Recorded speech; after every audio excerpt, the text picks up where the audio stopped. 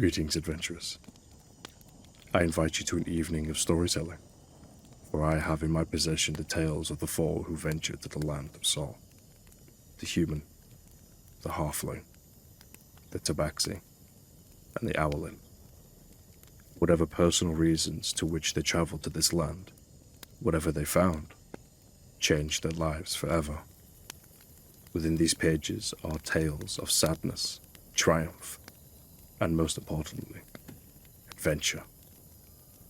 I do hope you enjoy these tales. Come, join me around this campfire, and let us dive into these pages together.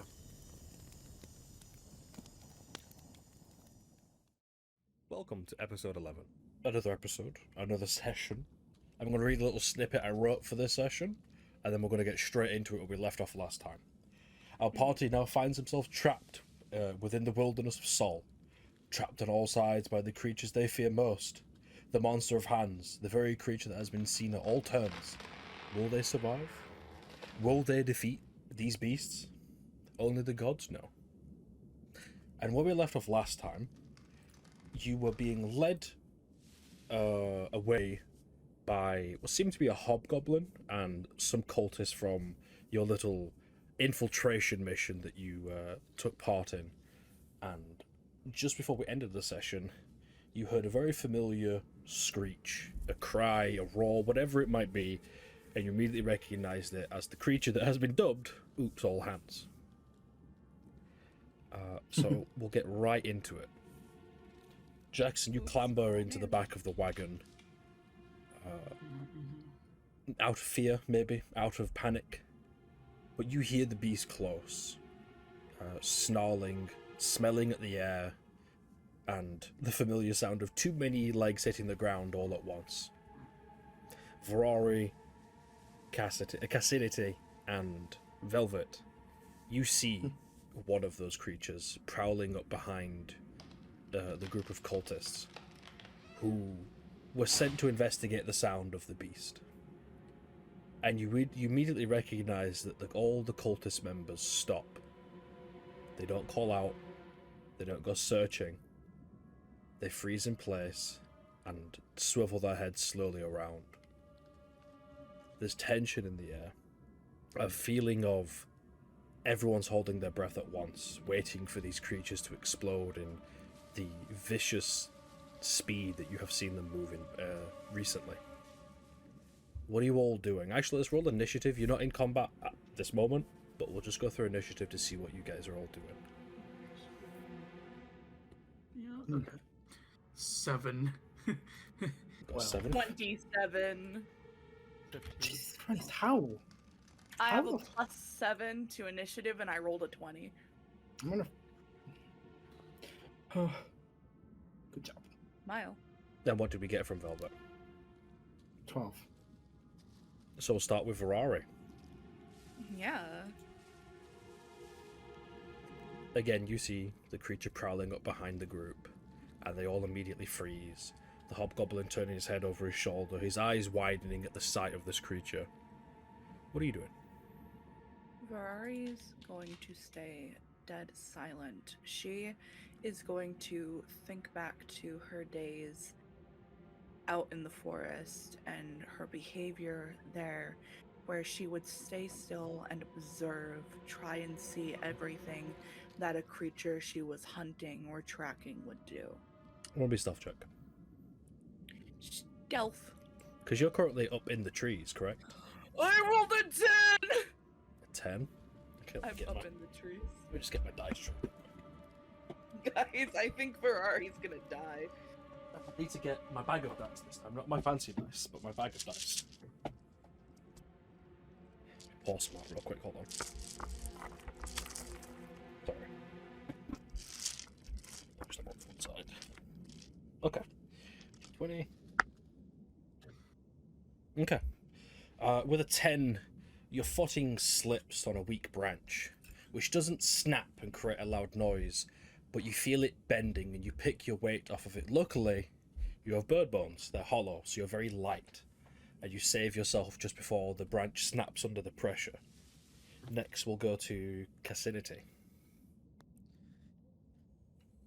I'm gonna try to stay hidden in this little corner just to see how this group like reacts to fighting them. Okay, roll me a stealth check. Yikes. 17. Okay, let me roll real fast. Okay. You are a halfling. You're compact. There's not a lot of room for error with long limbs kicking something over or clumsiness. You're sturdy, pressing yourself, your back up against this rock, keeping your breathing steady, observing the group, who are all frozen in place as if they were statues. And then we'll go to Velvet. Is there a small rock near me at all? Roll me a perception check.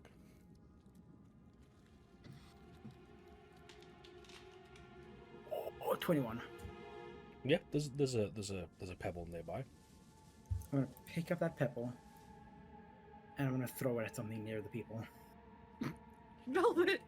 Okay, I'm killing these people. Throw me a flat d20. Okay. Actually, That's an 18. Oh, fuck. Before you do this, I'm going to give you an option. Do you want to dedicate to staying hidden, or do you want to make some noise? Yes. I don't want to make noise. That thing's here. Well, you either can throw this and make some noise, or remain hidden. Okay. Would it make more noise than I would? Again, that would be up to the rolls. I can't predict that. I'm guessing can't roll a stealth check to see if I stay hidden while throwing. No.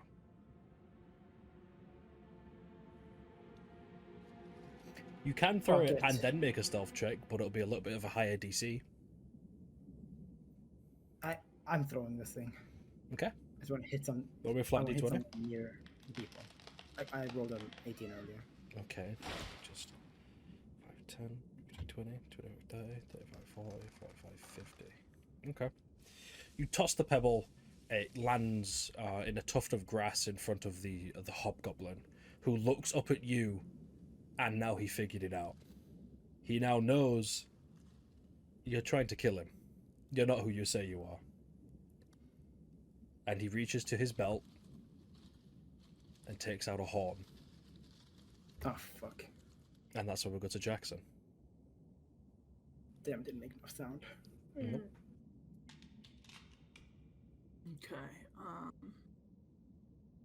I can hear that guy, like out there. You could peek out if you want to. You can see it. I want to see like if I recognize anything about it or if anything sticks out about it, just from. Yeah, roll me a history check with advantage because it's situational. Okay. All right. I'm so glad I got that advantage. That's a 19. This one just looks like the rest: pale skin, bloodied fingers, and dirt kicking up along its body. You see a few scars. Maybe whoever this was a fighter before they were. Whatever happened to them. Bless me. I kind of would just take a look in the back of this cart. What's in the back of this cart here? In the back of this cart is absolutely positively nothing. All right, absolutely nothing. Nope. That works perfectly because I'm just gonna chill out here. I don't know what's happened out in front of me. I'm assuming. No. So I'm just gonna stay here and try to keep as quiet as I can, so I don't let that thing know I'm here. Now I'm gonna roll some stealth checks for the cult.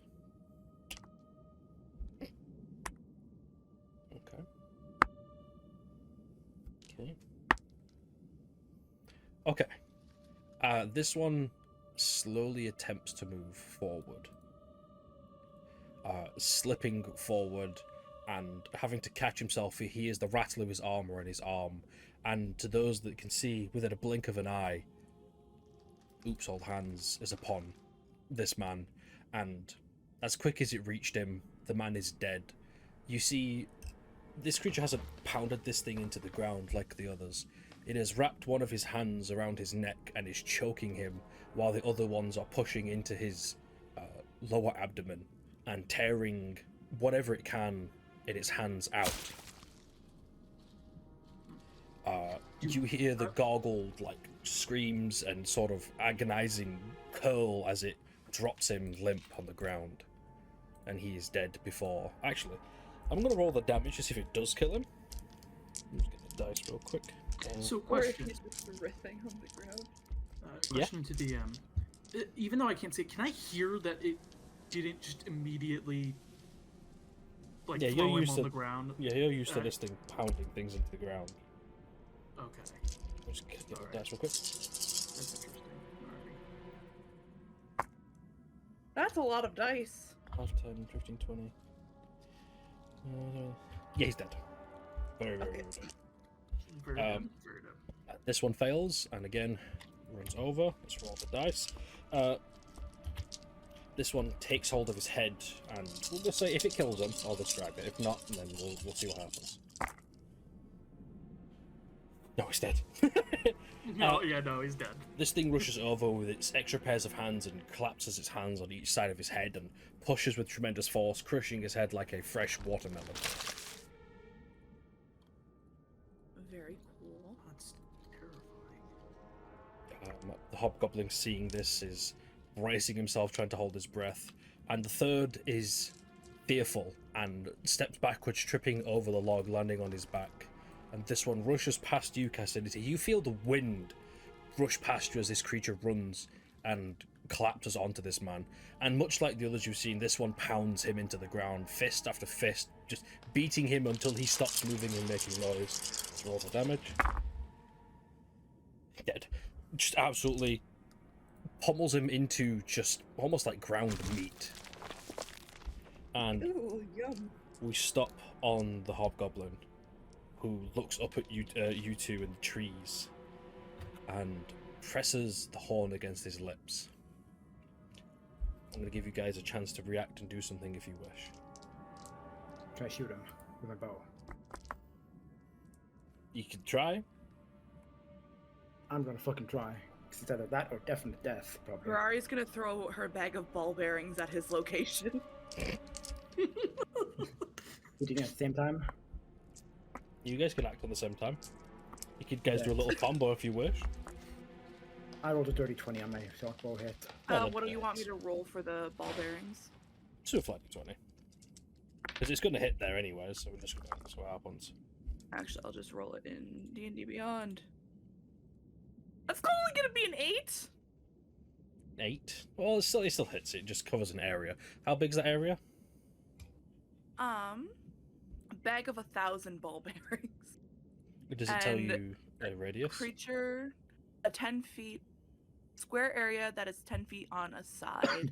A creature moving across the covered area must succeed a DC 10 Dex saving throw or fall prone.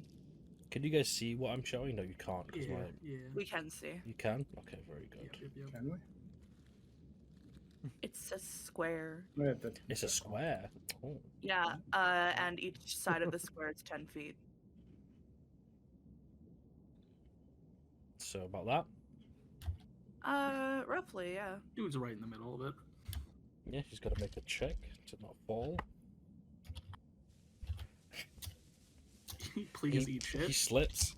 He rolled a fucking 4. He slips on the ball bearings, landing on his back, the horn loosening in his grip, and both of these creatures are upon him before he can even scream. Let's roll the damage Oh, for one of them. Oh boy. Okay. And we're gonna roll another. I would say I feel bad, but He's very I dead. don't. These, they don't work together. They don't really realize they're in each other's presence at this moment. But all 4 sets of arms are just volley of punches after volley of punches. Again, turning what once was a hobgoblin into ground meat, mixed with dirt and stone. And as the fight's over, Ground. you see both of these creatures collapse upon each other and begin attacking one another. They are they're not friendly to each other. vicious Oh. and violent. The screams you're hearing are unlike anything you've ever heard before. Ferrari, you've never heard a beast like this. None of you have ever heard something so terrifying. I need you all to roll just a flat d20 for me. Oh, Rolling another it. panic attack coming on. Let's go. That is an 11. 11, That's gonna be a That's an- 13. for me. 13. That's a 9. It's gonna be a And then- 15 for me. Okay, all of you fail. You are all frightened of this. Wait, right? Yes. I have Oh it- fuck. Does it count if I have advantage against being frightened? You can roll again. Yay! You can try to Try to steer I'm a yourself. halfling. Never mind, I got 9. Okay. So yes, you are all frightened of this, of these two collapse on each other. And it's not like a duel. This is not a fight of two warriors, of two practiced martial artists. This is a fight for survival. One of them will die. And what feels like hours, the fight eventually ends. Both of these creatures wounded beyond recognition. One is clearly dead, slumped over on its back, and the other is gripping and holding its side as it's bleeding. Not red, not black, not green, but almost a oil slick was bleeding out of this creature. It's thick, it is unnatural, it is not of anything you have ever seen before both of these creatures fall dead within the woods. And as their bodies lay there, you all steer yourselves, no longer frightened. You see their skin begin to bubble. You're free to move. Ferrari's gonna jump down and witness what's going on. Yeah, just sort of walk over here and see what's going on finally. Approaching this, you get the smell of burning rubber almost, as these creatures are dissolving in real time. Their skeletons being revealed, and they are still a combination of two people pressed together. Velvet, are you still in the trees, or are you coming down? No, I'm not coming down. Fuck that. All of you that are close to the corpses, can you all roll me a Arcana check? Arcana. That's gonna be a gonna be- lovely 10. 10, That's gonna be a 6. Maybe 6, 7. and a 7. Let me roll a d20. We're all rolling like. Well, would you look at that? The DC suddenly became 8. So anyone Hey, who yo. rolled higher than an 8, you get the sense of celestial magic coming from these beings. Something not holy, but of the power of a celestial. Something strong, something unwavering. And can all of you quickly tell me if your characters follow a god or believe in a god? Nope. Jackson would, yes. And which god would Jackson? Can you give me a theme and I will give you a name from my handy dandy book of gods? Basically any sort of like, from what I originally thought of, his original god, like that I would think of not knowing the god system, was Bahamut, which is like a god of justice and of good dragons. So anything of that nature, I guess. Okay. That would be over here. This is Pythos, the worm sovereign. Let me get that in my faith section here. Mr. Goodberry, Yes. do you follow a god? Yes. Zero Lolly. And what is that? What is her teachings? Her teachings are hospitality and life. Okay, let me see if I've got one in my little source book here that we can flavor text as Zero Lolly. Oh, I actually have one. It's Xenos, the patron of welcome. Oh. And Rory, you don't follow any kind of religious figure? Nope. Her only religion is the forest, and she doesn't believe in a figure for it. Well, let me go look for my books if I've got a god of the forest. She wouldn't understand that that was the god of the forest. She wouldn't get it. I just laughed and my entire spine popped. That's great. Imagine. That is Arborea, the Horned Lord of Nature. Very cool. She doesn't know who that is. And Velvet, do you believe in any kind of god? Supposedly, but Give me doesn't know. a description of what your god, what you would bing bong, what your god would represent. thief. Or Thievery, the knight, okay. I don't know. Yes. Like, I don't know if it's one in Skyrim or something about that. Do you have one? I do. I have Luxor, the Shadow King. Oh. And I will say, because I'm not going to do individual voices for each of you, but all of you hear a commanding voice within your head, all in unison of all these figures coming together to speak with you. And all you hear is, you should tread lightly, for you just witnessed retribution. Aww. Jackson kind of like Oh. comes over here.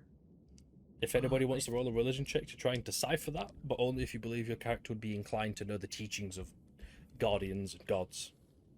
Nope, Ferrari has no idea. I will definitely try. I'll try. That was just 17. confused. That's a 15 for me. Okay, both of you pass.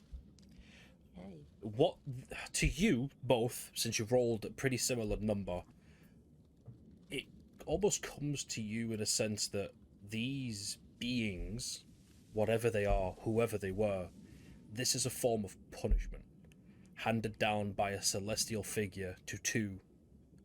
Now, if anyone wants to do a history check to try and remember the name of something that this could line up to, feel free. History. I'm feeling investigative today. I will also try. 11. That is going to be a 13 for me. Oh my god, we're Okay. twinsies. So you both come to this conclusion. Again, a very similar number.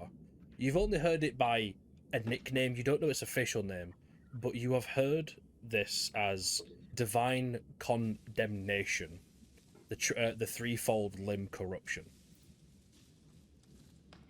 I'm still calling this thing Oops All Hands. Yeah. Ferrari reach down and investigate the bones of Oops All Hands. I will say, as your fingers approach, you feel that fear setting back into you. You see these bones are not normal washed white bones or even red. They are black as ichor. No, they're as yellow as ichor. Almost like looking at tree sap.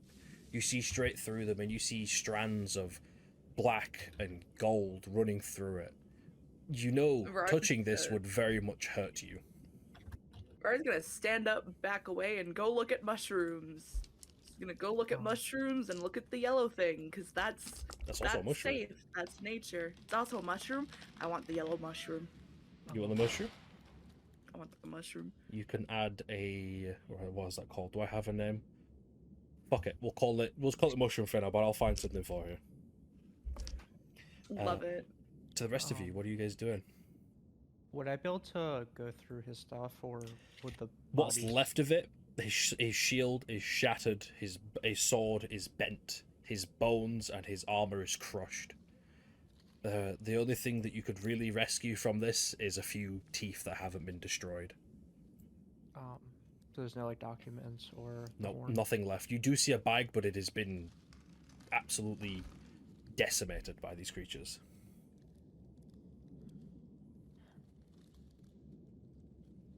Jackson kind of comes over and he goes, I do think we've seen what we've needed to see and do what we've needed to do. Let's get out of here as quick as possible. I'm gonna look at Jackson and I'm gonna put my like finger over my mouth, and then I'm gonna point at him and cast message. Are you guys still connected through Velvet? How long has it been? How long has it I know we had been? Yeah, 6 how long hours has of time, but From our last session to like now, it's only been since the spell has been cast. It's what, been a couple hours? So, 2-3 hours? Yeah, I'd say about 2 hours. 2 Yeah. hours. And yeah, we're still connected. It lasts 6 Um, hours. yeah. So, I'm gonna like keep in message. I mean, we have a few options. We could either go back to Dur, we could try to rescue our friend, or I was thinking a lot of the big names are currently down in that little basement with only one hatch to get out. We Jackson could like do something. cuts you off and he goes, "The last time Dur asked us to do something, we ran off, did what we wanted to do, and it ended up being worse." You are still in You your cult guys can robes, do- by the way. Just want to point that you are still all dressed up cult-like with no armor. Yeah, yeah. Ari's gonna rip off her fucking. You're naked. There's nothing underneath. Oh, well then in that case, she's not going to do that. Oh no, reverse quickly. Reverse. Reverse. He goes, Reverse, reverse. "I'm going back to report what we've seen. We've done what we needed to do here. If you all want to be stupid and get yourselves killed, go ahead." I want Okay. to get out of the human flesh suit, personally. That suit is crazy. So do I know that you just said that? Like, he's Yes. responding to you, like, directly. Okay. Okay, so we're gonna flavor it with Ferrari being like, I want to get out of the human flesh suit. Can we go? Can we leave? This is highly uncomfortable. I still feel wind, even though there is no visible skin to the outside. How do you deal with this? Jackson just kind of turns and shrugs. He just, which way is the way back? Yeah, that So, would like, be this where- direction. He just goes, "Get what we can here. See if these guys have anything valuable on them. Let's go. I think we've wasted enough of our time, and it's only a matter of time until they figure out we aren't who we say we are." Wait, so we're going back to Dur? You guys can choose to do what you want. I'm going back to Dur. In Jacksonville. Go to Dur, please. And we assume that we won't be able to. If we go to Dur, we assume that we won't be able to save our forest friend, right? I will say, leaving now will condemn them to a fate.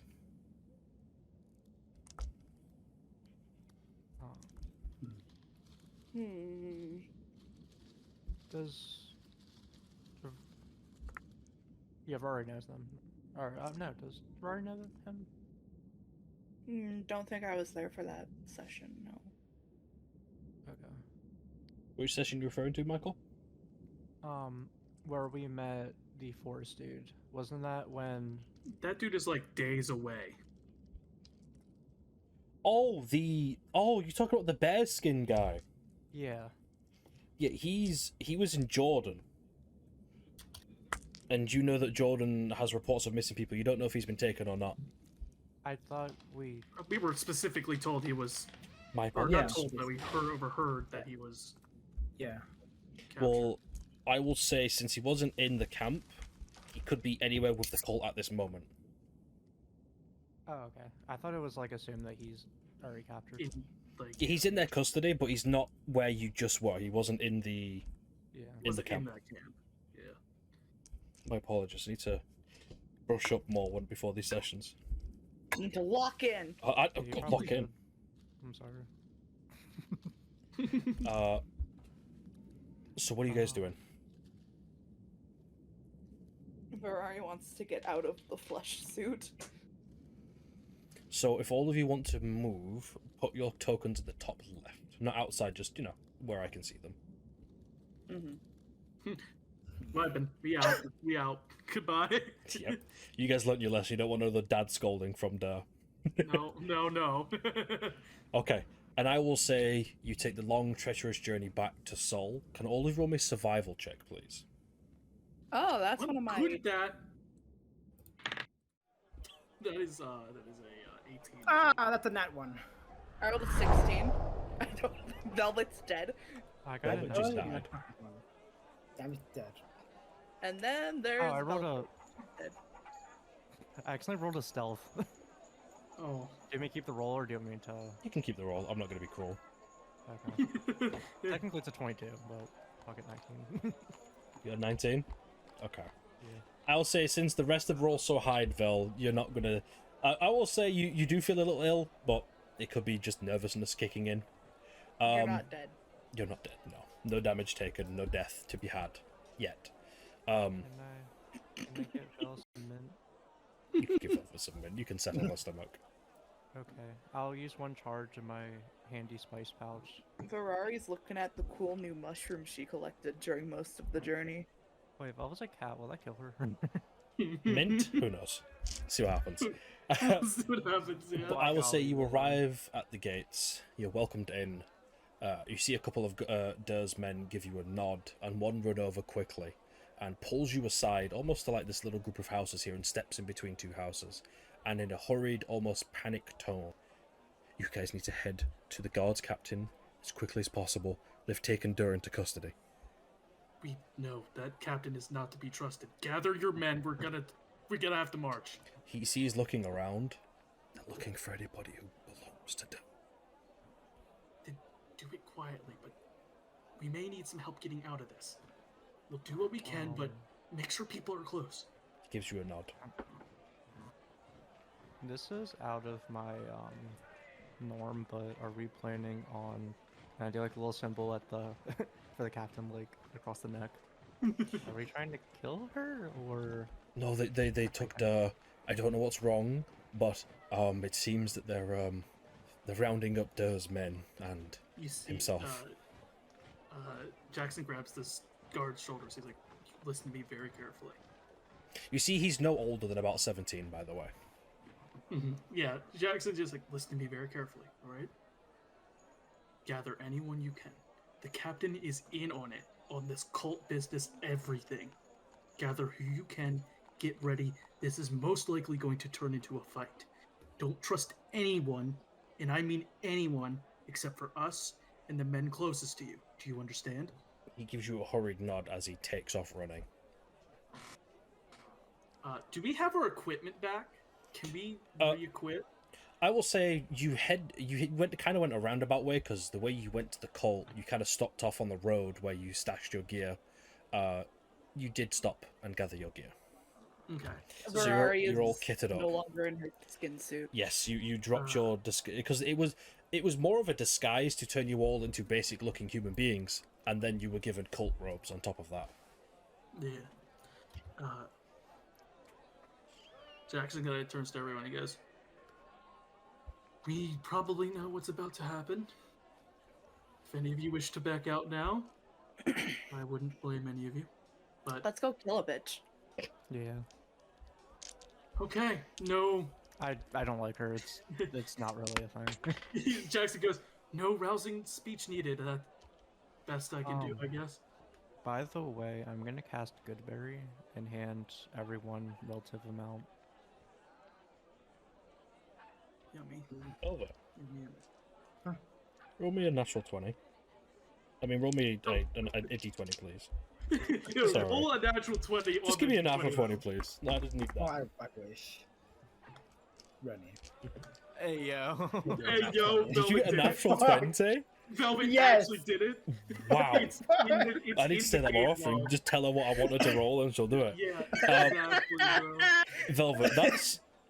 Okay, I would thought you'd roll lower, but Velvet, as you all approach the guardhouse, you swear on everything that you know and love, you hear your brother's voice. Coming from I'm within stopping. the guardhouse. I stop dead in my tracks. Jackson kind of turns to goes, "Velvet, what's up?" I don't know what the fuck is in there, but I don't like what I'm hearing. See, Jackson kind Ferrari's of marching. turns a little bit. "Are you good to continue?" Theoretically, but I don't know if I'm gonna like what I find. Jackson kind of goes over, kind of puts a hand on Velvet's shoulder. "Well, whatever it is, we got your back, all right?" Ferrari knocked back good berries because she's injured. How much do I heal for a good berry? Every berry is 4 hit points. That's a good berry. How many berries did you give? Right? I probably gave. Because I think she was the only one that was injured, was she not? What? Yeah. So, I need to do math, but I'll yes. take 2 and heal 8. I'll give you 4. Everyone else 2. Alright. Yeah, we all get 2, except for. So you approach the guardhouse. You hear a commanding voice, which you can only surmise is Captain Thorn, the captain of the guard, who has, but at every turn, been on your back, breathing down it, watching every move, listening to every conversation. And you see Durr in irons being led inside the main building. Her arms are folded, her foot tapping on the ground, as Durr's men are lined up, put in irons, and led inside. And she shoots you all a look as you pass the foothold of the guardhouse. And you hear, "You've come to gloat, come to show me that you've got a little mystery for this treason." No, we've come to expose you. She rolls her eyes and looks at you. "And what are we exposing?" Jackson, without saying a word, a rage in him that not many have seen, including the party, as he simply just draws his blade. You see that she smiles, as if she's been waiting for this moment. And you hear her say, "You see, men, adventurers are all the same. They come, they destroy, they take all the glory, and now they're here to sow a little chaos." And you see some of them a little apprehensive as she speaks. And now I'm going to make a roll. As I say, Jackson will have a response to that, depending. You're gonna roll for who believes their bullshit. You see at least 6 guardsmen draw their weapons and stand to her defense. Ferrari's gonna pull out Oh. some of the books she got from the cult stronghold. I want to speak back to her. Yeah, all of you feel free to respond. I'll wait for everyone else. Did we collect anything that had proof of her being involved? I think I had something, but I can't remember what it was because I got it from the crates. I think I had a list of the names of people who were involved from like the adventurers and all them. Because I got the book from the downstairs where the ritual happened.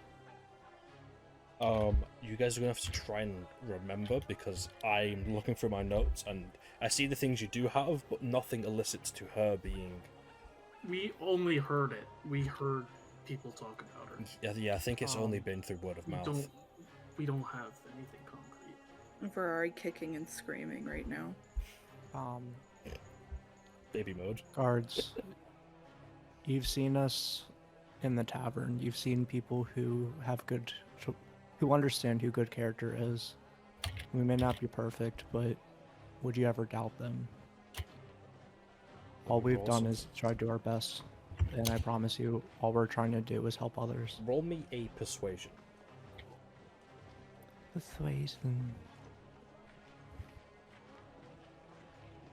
10. And let me. Can I use favored by the gods? Of course. What you get? Okay, so that adds a 2d4. At the D4. 1, 2. So it's going to be 10 plus 6, so 16. I will say the DC I just rolled was 14. You see some of them begin to look to each other. You hear a few quick whispers, and the guard captain, you see a look of fury crosses her face. Jackson, feel free to respond. Yeah, Jackson kind of just pipes up and he goes, "You'd really take the side of a captain who let a hag inside your walls, unabetted, to take your helpless civilians you're meant to protect. She's with them, been ordering this whole thing, and the only reason she has Durr and his men behind bars is he was close to figuring it out. She's doing the work of that cult." Jackson Do you need me to roll anything? Persuasion, please. Okay. Boy, Um, I'm really. If I'm next to him, can I cast guidance? Of course you can. Yes, and I'm going to need it. Probably. Ooh. How much is it, Dad? 1d4. 1d4? I think Michael's guidance 1d4. Yes. 21. Oh. Okay. 21, you see a lot of the guard begin to slowly lower their weapons. And that look of fury turns to just outright hatred. As you see, she doesn't draw her weapon. Her hand rests on the hilt with the sword in its scabbard. I'm thinking of what I want to do. Then we can go preacher mode because I will make sure that they despise She her. says with a scowl, almost as she's talking through her teeth, "You really going to believe these adventurers who have done nothing but harm us? Nothing but take away from your pay and your stories, hmm?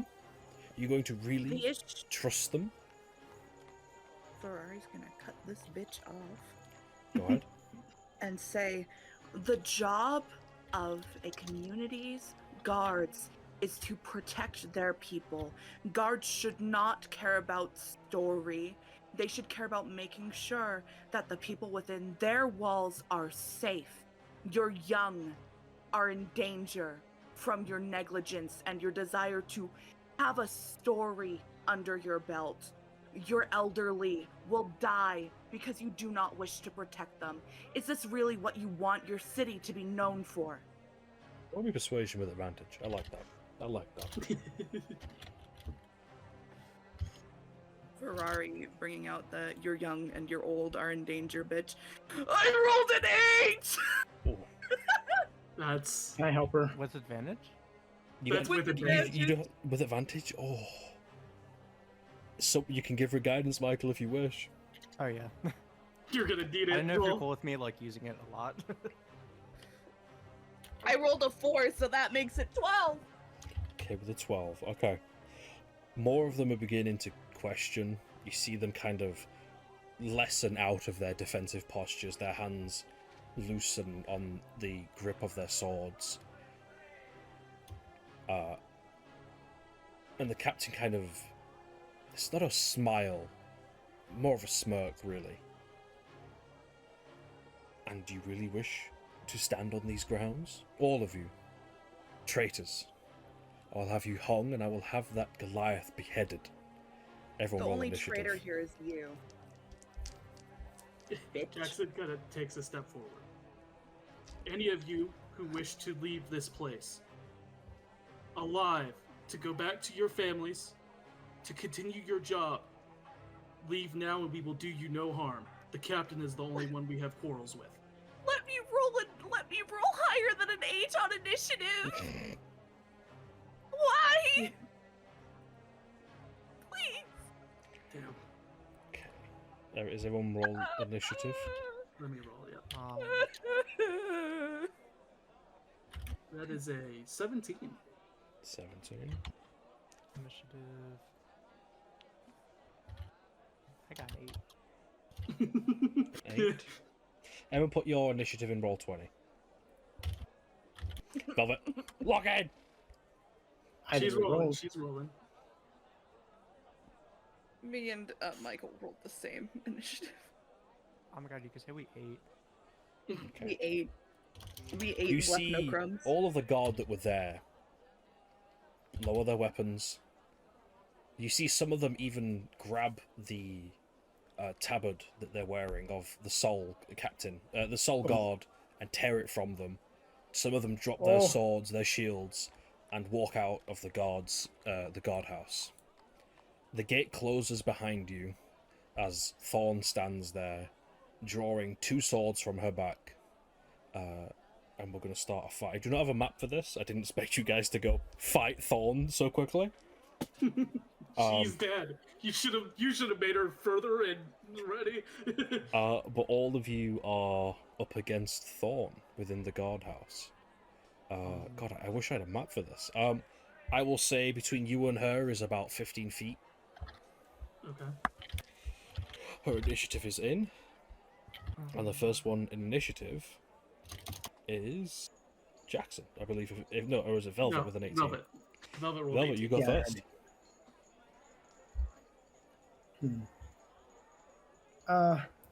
Actually, un momento. bitch. It is not you first. Oh no. But Velvet, as you step forward to go for Thorn, you feel a hand on your shoulder. A presence behind you, before a sharp stinging pain radiates through your back. What? You glance No way. over, and you see your brother in a dark red hood, armor, and a smile as he says, "Hello, sister." Excuse.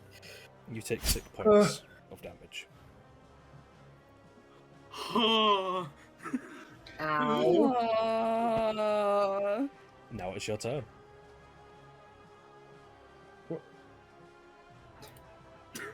Velvet broke. Velvet broke. Your brother's with the cult, Velvet. You gotta knock him out. It's the only way.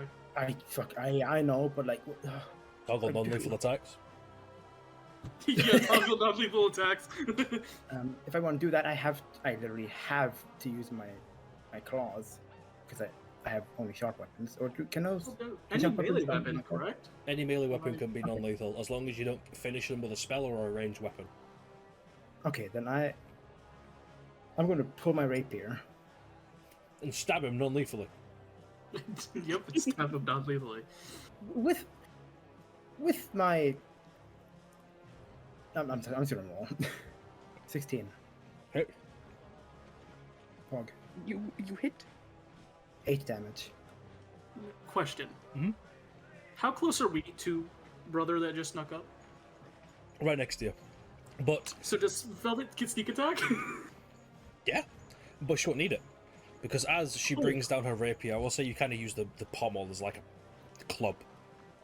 And as you make contact with the figure, it dissipates away. And you hear Captain Thorn chuckle as you see several other figures step out from the guardhouse. Oh god. Oh no. Oh boy. And Velvet, roll me a natural 20. Do it. Roll a natural 20 right now. Please. If it happens again. 16. Okay, you pass, but you do feel the feeling of fear set in for a second before you push it away through adrenaline. And it is your turn. Oh, you just had your turn. So it's Jackson. Yeah. I will. Do we all see the figures or just Vel? Yes, but each of you, they look different. To Okay. Velvet, they all look like her brother.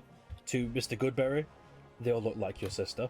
To Ferrari, they look like a mixture of beasts you fought in your time. Owlbears, bears, packs of wolves. And Jackson, to you, it is a collection of dragon hunters that you have seen through your lifetime. I love how the implication that Ferrari has successfully fought off an owlbear is there. Ventures be bragged. I'm going to immediately charge at the captain. Bonus. Yeah, bonus action lightning smite, as we do. And I'm going to try to hit.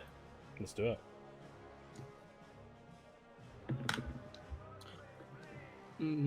Rennie. I love that natural 20. Oh. 20th. Hit So, me. 2d8 plus 4 plus an additional 2d6. She's about to hurty. She is. That is 12 points of slashing damage with just the longsword strike. And then 2d6 extra. And then on every one of her turns, she needs to make a con save. Gotcha. Take damage as well. So she takes another 8 points of lightning damage. You see your weapon make contact with her armor, immediately taking the damage. you see a look of not fear, not happiness, not glee, not this weird dramatic look, but the face of a trained practitioner. This is not her first fight to the death, and she intends this not be her last. Well, it will be, bitch. So. That's the most sassy you've ever been. I hate her. You gave me a character to absolutely hate for every reason. You gave us a character we could all unanimously despise, so you know. That'll be my turn as well. Okay, next up is the captain, who is going to look at you, good old Eltrin. Jackson. That's the wrong character. That's the wrong character. That's the he's wrong. in- He He's is not in here. soul, but he's not here. Yeah. Okay.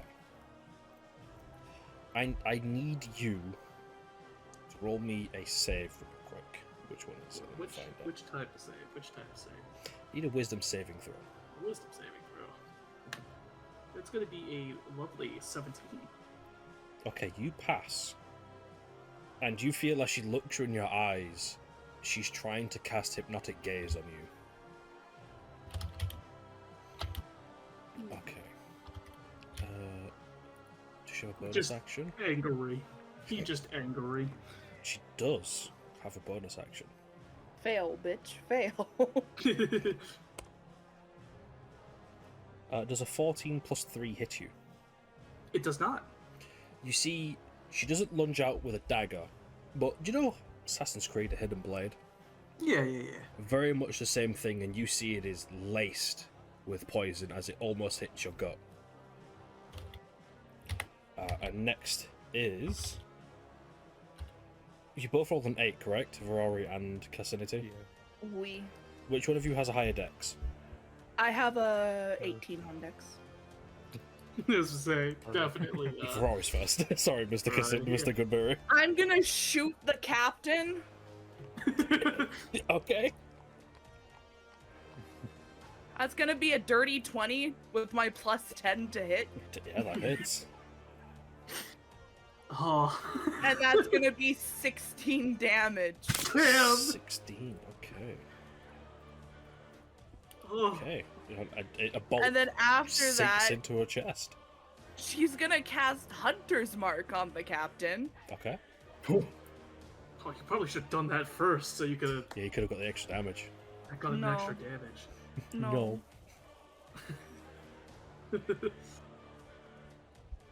Okay, and I don't next feel like is Mr. Goodberry, if that's your turn. Yeah, Is that your turn? that's my turn. Yeah. Okay. I don't want to start talking. That- like, wait a That's minute. all. That's I'm- all. So I'm gonna cast Magic Missile. Magic missile, yeah, do it. Okay. So that's 4 plus 5, so 9 plus 2, so 11 damage. Okay. The 3 beams of magic missile send out and land on her. We're at the bottom initiative, so the doubles are going to move. A double is going to go right up to Mr. Goodberry, the other up to Verari, and the one's going to try hit Mr. Cassinity. That is an 18 plus 3. Um,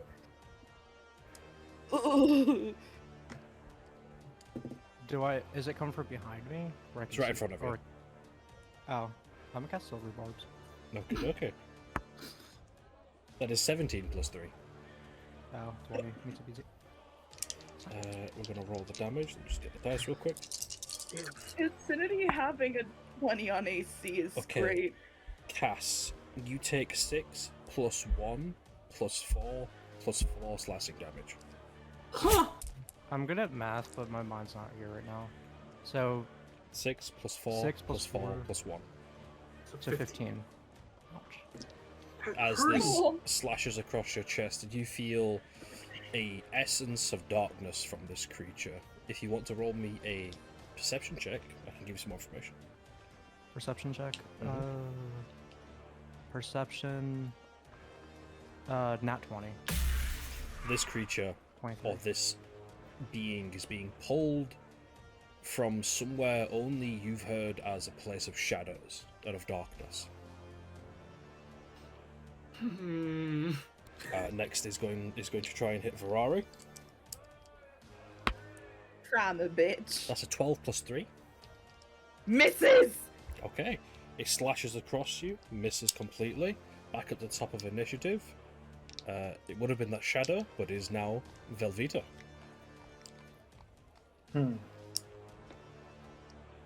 So just combatant-wise, we have 2 shadow things and One, captain. yeah, the correct? captain is being imposed by Jackson, and both shadows are attacking your compatriot as well. But you are free to move with no chance of opportunity to attack you. She's being. Fuck. So Jackson is close to her. That's sneak attack damage. I see. Sneak attack damage. Those shadows also hurty. Short bow hit. 18. I think that To hit the captain. Yeah. That hits. Hog. Hit her with Damn. that sneak attack. Do it. And then sneak attack. That is 17 damage. 17. Okay. Yes. You are really schwacking her with this damage. Okay. Oh god, I have a crossbow equipped with a shadow on my ass. She's hit. Anything else you'd like to do?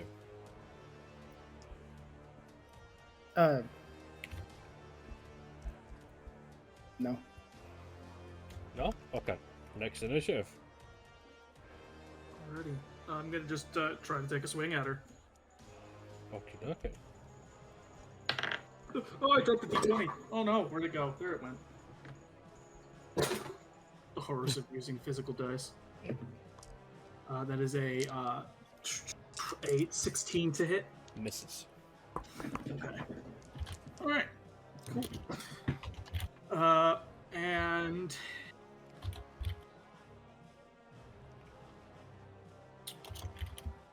can I? Yeah, I'm just gonna hold. That's my turn. Okay. And now it's her turn. And she's just going to try and stab you. Alright, understandable. Have a nice day. That's a 16 plus 3. That misses. Again, she reaches out with that blade on her wrist that's oozing with poison. She misses. She's going to try again. That's a 4 plus 3. Again, just a whiff. Whiff, yeah. But she's going to take a legendary action. Scary. Jackson, can you roll me a dex save, please? Tech save. Ooh, Yes, please. I'm kind of good at those. Welcome be to dirty DDK. 20. A dirty 20, you still Yeah. fail as she takes a step back, takes her leg and kind of like kicks you in the chest almost, knocking the wind out of you. You stumble backwards and you land on your back, prone, and she runs back Oh boy. to the doorway of the guardhouse, and she blows a horn, and we will go to the next in initiative. Okay. Which is who? Huh? That would be you, Ferrari. Alright, do I want to shoot the captain or do I want to punt to me? It cut out, and all I got was punt. This guy Yeah. next to me. I'm gonna shoot the captain. Okay, you will be at disadvantage. You are being imposed by someone in front of you. That's all good. Let's roll. That's still gonna be a 16 to hit. That misses, unfortunately. Oh. Wow. Very cool. Anything else you'd like to do? I guess we're done. Uh-oh. Cassidity. Hmm.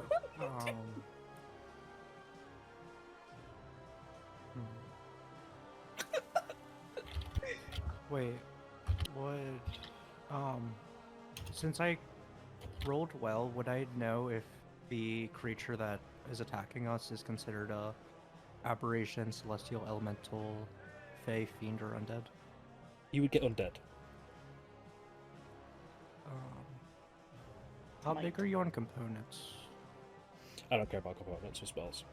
Okay, I'm going to cast Protection from Evil and Good. at level 2 on myself. Okay. Because I'm hurting. You are hurting. And So what does that do? that allows me to, if it's one of those creatures, the protection grants several benefits. Creatures of those types have disadvantage on attack rolls against the target. The target also can't be charmed, frightened, or possessed by them. If the target's already, then I have wild. advantage on new saving throws against them. Protection of Good and Evil is a very underutilized spell, and it's cracked. It's so cracked. And I have concentration up to 10 minutes. Okay. And I can use spells as long as they're not also concentration, right? Sorry? Yes. I'm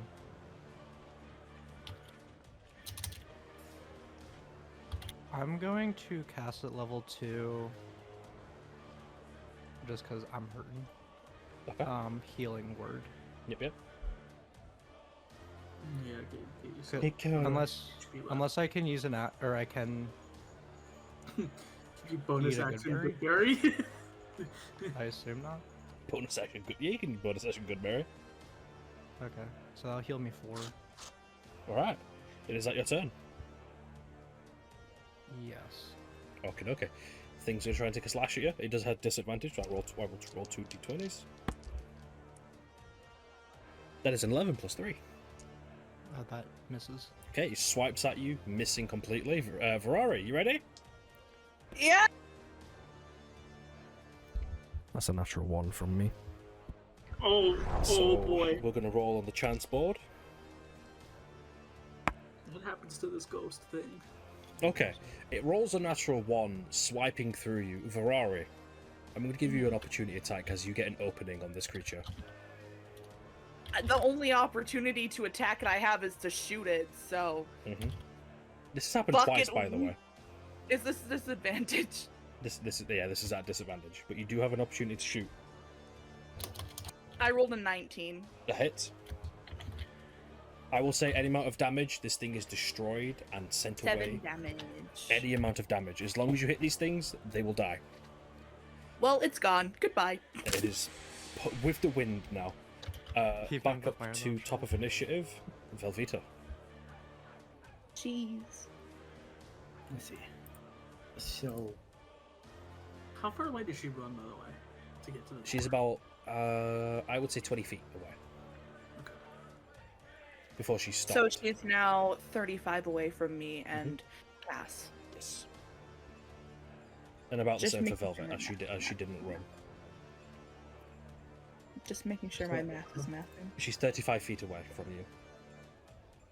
yes, I'm not currently under danger. Nope, you are no longer imposed. Cool. I hate the captain. 12. 12? Misses. Yes. Damn. You can move if you wish. No. No? Okay. It would be the captain now. No, it's Jackson. Sorry, Jackson. I must fucking skip your turn. No, it's all good. I'm going to. You need to use movement to stand. I know. I can do all this prone. Okay.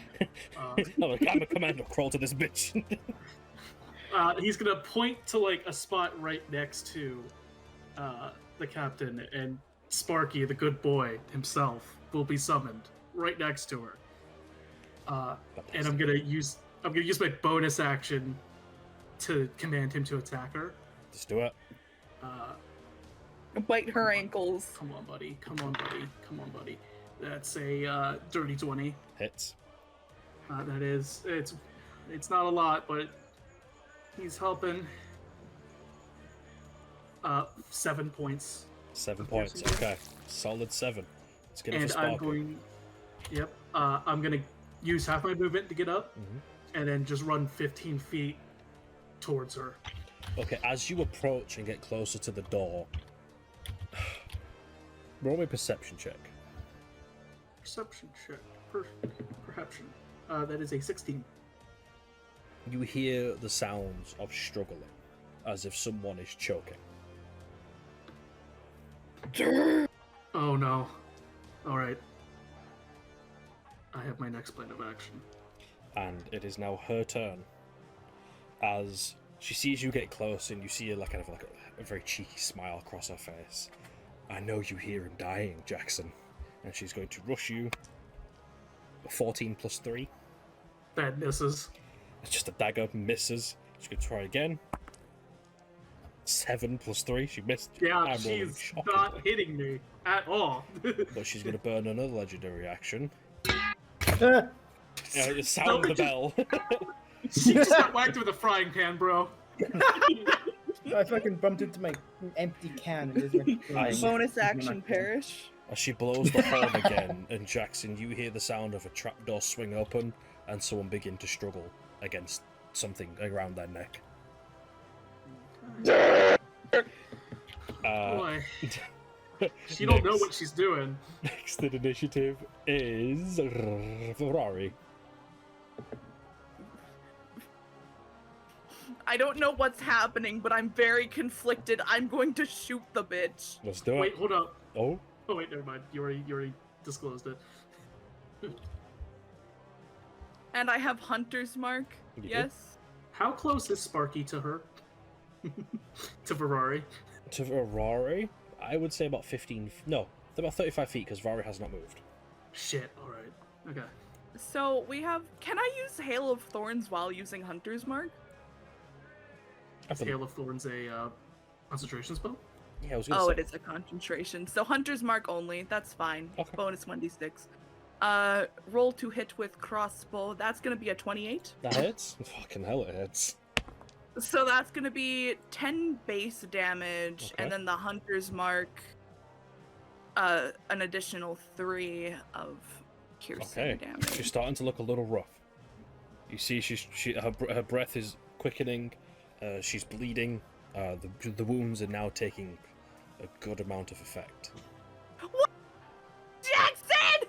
And she's gonna run towards Jackson and take 30 feet of movement. Okay.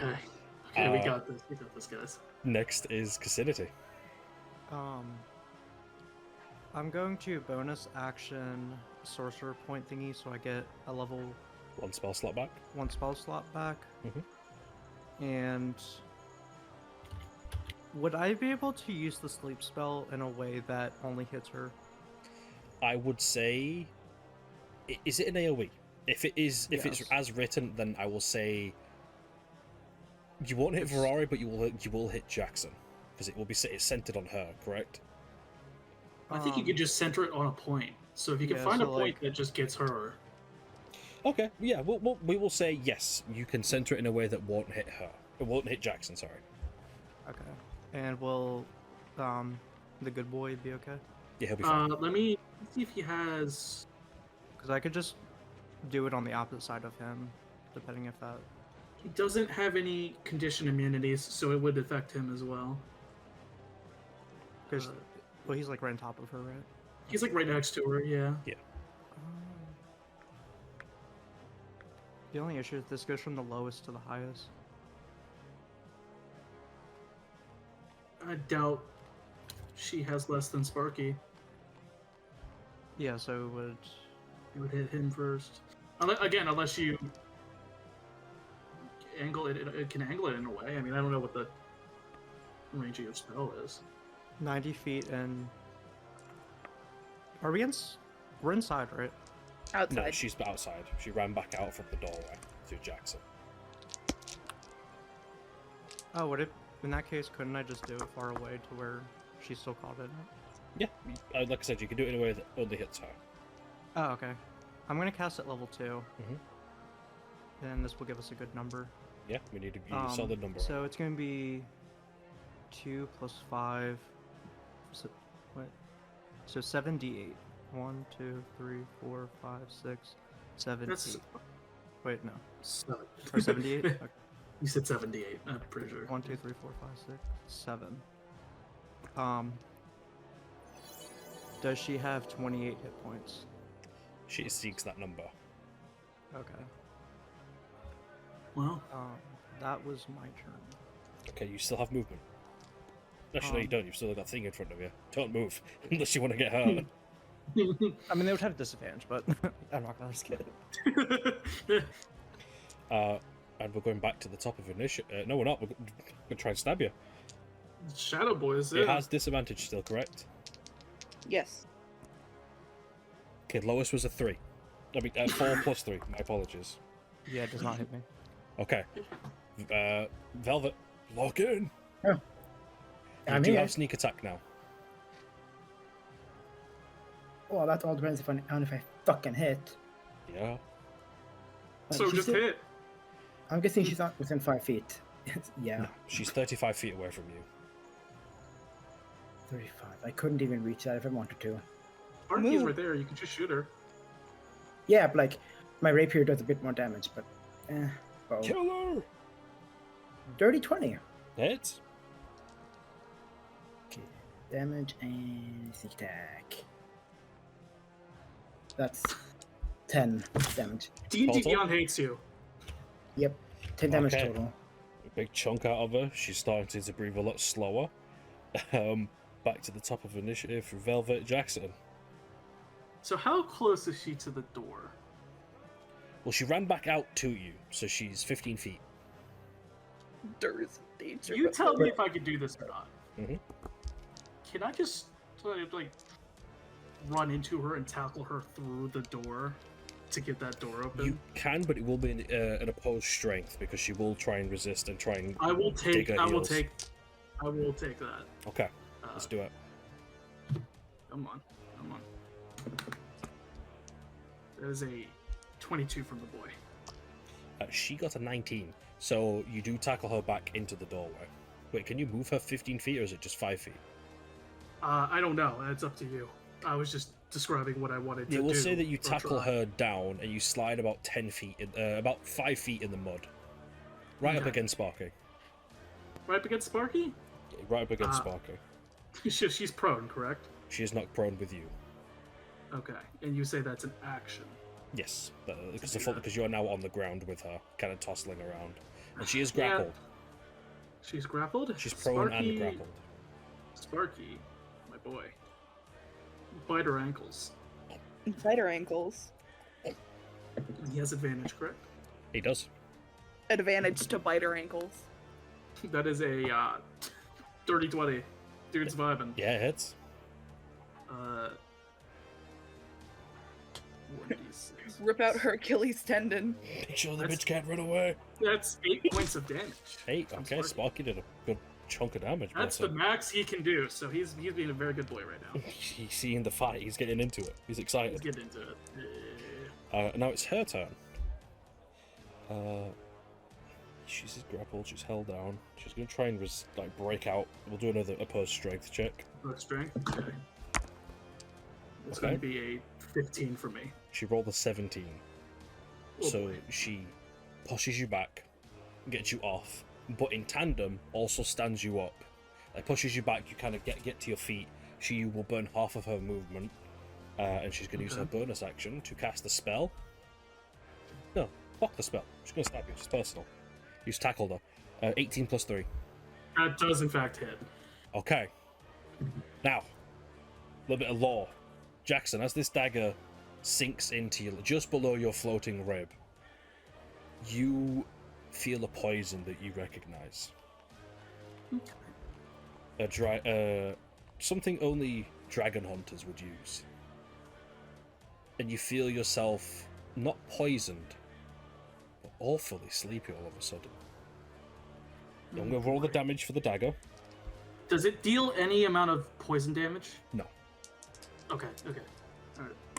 It just makes you eat. You take 5 plus 2 damage, Okay, plus the additional 3 for the weapon itself. okay. And you roll me a Constitution saving throw. That is going to be a 16. Okay, you fail this, and you fall asleep. Oh boy. You Oh, all see boy. Jackson take a dagger to the ribs and let out a gasp as he stumbles backwards, sliding off of the knife himself, and lands flat on his back in the mud, snoring. Jackson, at the start of your turn, you can roll another Constitution to try and wake yourself up. But also, boy. team, works like normal sleep. You can rush over, fucking give him a to wake him up. Shake him, whatever Sparky you do wish. it? Would Sparky recognize that you have fallen asleep not of your own volition? Sparky did see him get shanked, so Sparky would honestly think he's dying and would try to like wake him up. Like I feel like it's do you know over what? effect. The for bond Sparky. is strong, and I feel it. So Sparky can run over and come wake you up. Because now she messed up. Sparky can act on his own volition now, and you don't know what he wants to. You don't want to know what his range is. You don't know me. Yeah. Okay. It's not going for ankles anymore. And she looks to all of you. Dagger out of its little knife, little wrist dagger, as she takes a vial from her hip and pours it over the knife, and she's ready to come get you. Next in order would be Ferrari. Am I To far all of enough you, it away looks that like I can- Jackson is dead. He landed on his back. Am I totally out far cold. enough away that I can fucking cap her with the crossbow and not have disadvantage? How close did you get? I only ran 30 feet, so I'm 5 feet away now, 10 feet because she got shoved. Yeah, you were not you're not opposed by disadvantage. It's gonna be a natural. A natural 1? No! Okay, hold Oh. on. Do you Whoa. have? Is it the sharpshooter feat? No. Okay, your weapon's jammed. Is it? Let me check. I believe that's how it works. I think you have to spend a whole action That's to fix firearms. That's it. firearms. Do crossbows have that same? Crossbows don't naturally have that. We'll roll the chance table. We'll roll on the chance table. You ready, Ferrari? Yeah. Your weapon does not break, and you can use it as normal. Cool. But you did see it was very much on its way out of breaking. It was about to break underneath the tension.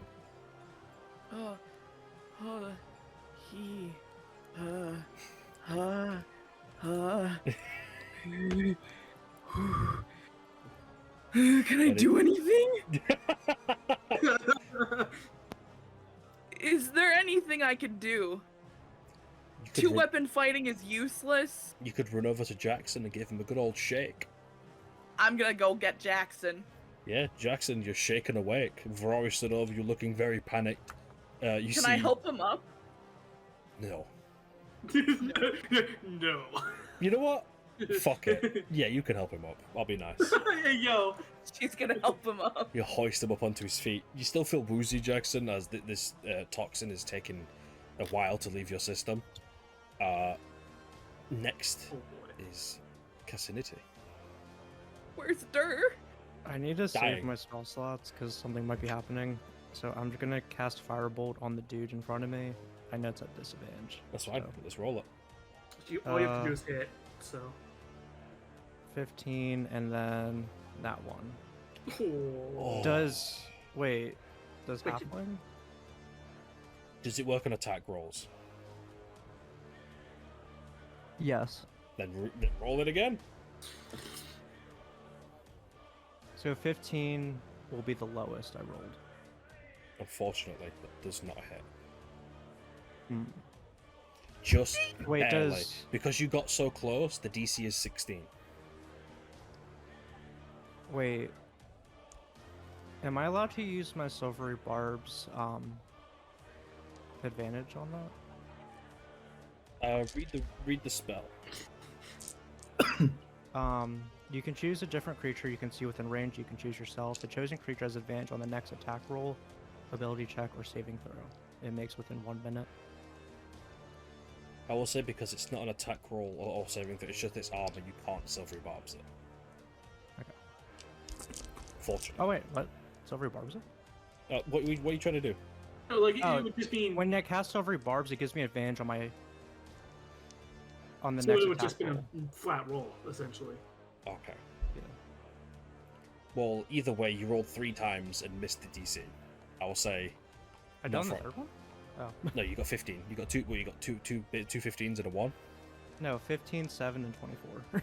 You got 24. Yeah, then you hit. Oh, okay. Oh. Then, And it's dispelled. 8. It is gone. Any amount of damage will destroy these shadowy figures. and yes, that's all I can do for now. Okay, back to the top. Velvet. Yes. Guys, I don't think any of us know this except Jackson, but Dur is in danger. Oh yeah, no, we need to end her now. So another arrow, I'm guessing. Arrow, you can shank her, you can shoot her, you can kiss her. That's totally up to you. Well, how close is Yeah, Sparky to? Velvet is so far. Yeah, Velvet is still 35 feet away. Damn. All right. Damn. Just move 5 feet closer. That's all I need. Yeah. I will move 30. Okay. Yeah, I will 5 feet. Sparky's about to go sicko mode. Yeah, Sparky's about to go second mode. All right. As long If as you Velvet hit, we have to hit. 21. 21! That hits. So wait, so you can sneak attack and Sparky's enhancing this attack as well. Damage. This could Yeah, be it. Damage. This could be it. Sneak attack. What's he add? He is adding 6. He's adding the max. Okay. This So could that be it. is 17 plus total. 6. 17 plus 6, how much in total? 23. 23. You rolled the exact amount of damage she needed to die, by the way. That Let's go. was, she had 23 hit points go. left and you rolled the perfect number. Okay, Velvet. I know you don't do this, but I need a descriptive finisher for this woman. And Sparky is assisting with his Yes. lightning. So. He is giving the arrow lightning damage. Okay, I'll try. Let's So- hear it. She Editor, le- dramatic music. Yeah. So Velvet like leans back while she's pulling the arrow back, getting low for like stability or something. I don't know. Okay, She lets it go. I'm in. I'm there. I can see it all. I'm immersed. Yeah, she lets the arrow go. Sparky does his thing, Oh, and she gets hit. She hits the arrow right in the heart with all that shit. do you give a quick Marvel quip as a finishing line? That's it. That's fine. You hit her in the heart and you give her a dramatic. Damn. As Damn. she stumbles back, holding the arrow in her chest, blood running out, gushing around her hand as she stumbles back, looks at you all, and just simply says, "You damned adventurous," and she collapses dead. I'm breaking down that door now. The door's open. The door is not closed. I'm running. Okay, go. Ferrari's running. Ferrari's running. Do all of you run together? Yeah. Yes. Velvet, are you running with the group? Yes. Okay, you dash inside. You hear the sounds of struggling. You head down to what seems to be the basement, almost like a holding area for these prisoners. And you see a execution room is down here. Public executions are too violent for the people of Sol. And you see both Dur and Willie hanging from this execution room. And the gate is locked. Can I shoot I the would have rope? busted down. Bust it down. It takes Roll. 5 minutes to die from that, so unless they broke their necks. Are they moving? They are kicking. Okay, so they're still Can I gonna be live for the next like 4 minutes. Okay, we got Listen, this. Ferrari and Jackson I'm are busting the busting gate it down down. together. Yeah. Busted it down section Can I- style. What, Velvet? We're all Can doing I it. can I shoot the rope, like with my arrow? Okay. Can So what we'll do is which rope are you shooting, Willie or Durs? Fuck. I mean, I'm picking Dur. He's Okay. technically more important. He's my boss. Okay, so Velvet. Like, Will is a roll great me guy, A but- flat D20.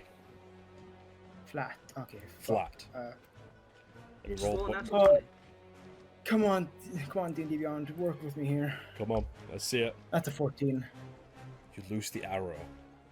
It pierces the rope, letting Dur fall free. His hands are tied behind his back. His legs are together. He lands kind of on his shoulder with a loud grunt, followed by vicious coughing. All three of you are battering down this door. Can I get all of you to Wait. roll me a strength check, please? Can I shoot a firebolt at Willie's?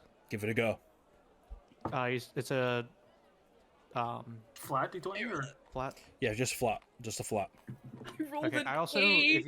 if you still have us do the inspiration we got earlier, I still have that. You still have your inspiration? How does inspiration work? Just like bardic inspiration. 17. 17. Yeah, the arrow is the arrow. The fireball is sent through in between the bars of the cell, blazing away the rope. Willie landing with a very hard thud. He's a heavy dwarf after all. Followed by another round of coughing. Now both Ferrari and Jackson will be strength checks. How much does the inspiration add? 1d4. Okay. So then it is a dirty 20. I rolled an 8. Jackson will high enough for both of you. You shoulder check the door, the hinges come loose, and you bust into the room. I'm gonna just rush it immediately. Start trying to cut Dur and Willie from the. Is the anyone rope. else Jackson can get Dur. I'll grab Willie. Yeah. To answer Wait, your Sam? question, Cassinity, you see a few guardsmen have been hung. Their bodies are on a cart. You see someone's still on a rope. That was a bit grotesque, but he's still on a rope. And you recognize him, oddly enough, as the goblin that works at the bank. Oh no! Wait, I'm gonna look over at Dur. How long has he been hanging? He was here before I got here. Okay. I'm still going to try to cast Spare the Dying and hopefully just to give it a shot. Unfortunately, Dead. he has been dead quite a while. My magic Dead. goes off and nothing happens. Ferrari cuts Willie loose and immediately pulls out her water skin and starts trying to get water into him. Willie grabs it, chugs it, stands up, takes a knife off of your person, and goes, "Where's the bitch? Where is she?" I killed her. Well, Velvet killed Where? her. She's dead. She's dead. dead. Out front. He runs up the stairs. Ferrari's gonna tail him just to keep him safe. Jackson. Dur is coughing, holding his throat. He stands himself up. He's not only been hung, but he's definitely been tortured for some amount of time. He's shirtless. He's wearing burlap pants. He has cuts on his chest. You see a couple of his fingers have been broken. He's missing a couple teeth. One of his eyes is swollen shut from a bruise. And he looks at you all and goes, "I knew you would all be trouble." Jackson reaches in his pack and he takes out a potion of healing and hands it to him. Just No I'm need, gonna son. give him the good berries. A good grog will fix this. I'll say, I think you deserve one after all this. Guess it's a little late to tell you she was in on it, huh? It seems that way. Oh, Wait, where is she? Where's the guards that were hanging you? Because we just came through here and. Who hung you? They've been gathering us since you left on the little excursion.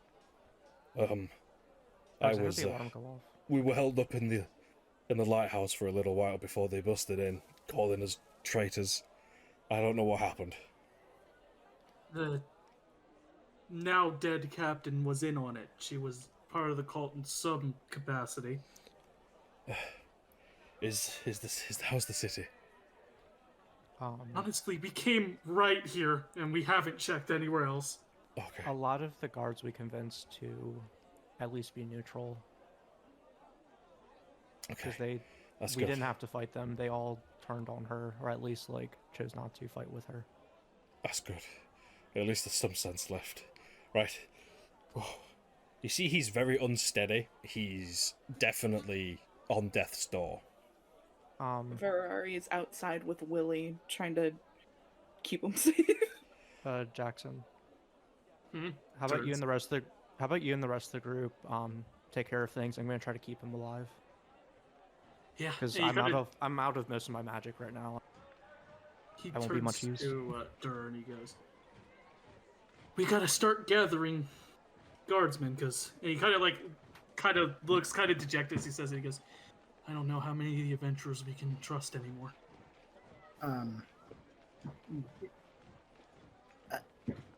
Fuck, what's his name? Yeah. The small. Willie. Willie? No, Who no. Ferrari left with. Our party member is small. Cass. Me. Michael. Cat. Cass. Yes, Michael's character. Cass. Just call me Cass. Cass. It's just Cass. Okay. Cass, if you're worried about keeping you alive, I do have some healing potions. I just look at you and say I'm a healer. You said you were out though, didn't? I have one slot left. Trust me, I'm fine. You can hear Ferrari outside, like, Alright. getting frustrated with Willie. Like, Will- she's already dead. Willie's wildly stabbing her corpse. Willie, she's already dead. She's she not died. dead She enough! got- She'll come back, I've seen it before! Do you want me to slit her throat? He does it, as you say that. Okay. Jesus. Jackson kind of sighs and he goes, I'll head That back bitch out. killed me wife! Willie breaks down. Aw. Wait, Oh no! And me son! did we, Oh, did we You hear that? all hear that? You all hear this sobbing. Ferrari's Jackson is immediately gonna gonna immediately- drop to her knees and pull Willie into a hug. Willie drops the Jackson knife. immediately goes out. I used message on you, Jackson.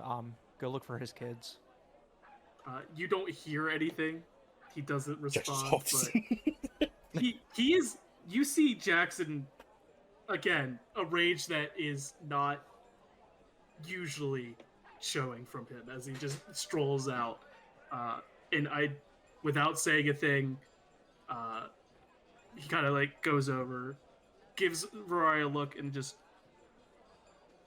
I'll go look for them. And he kind of turns and I want to walk out and see if I can find any of his family that's around. Okay. As Willie is sobbing into Ferrari, he drops the knife. You hear the crack of thunder as rain begins to pour.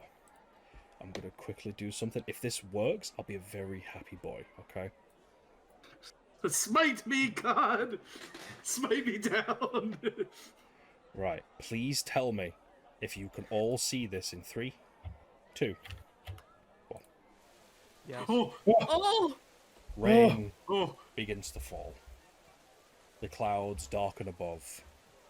You rush out and you head over to Willie's tavern,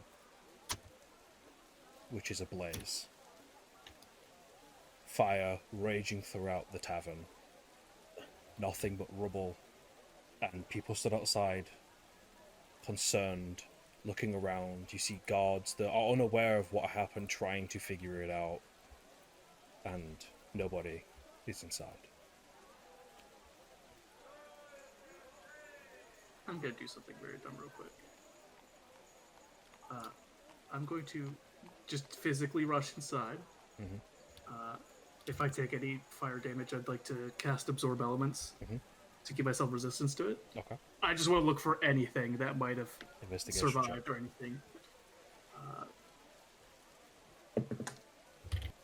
That is a 15. Well, 15. You find a few knickknacks that have survived.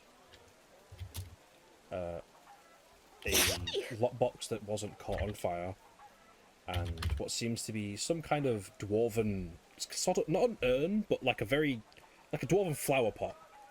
And of course, where the fireplace once was, you see John Beef.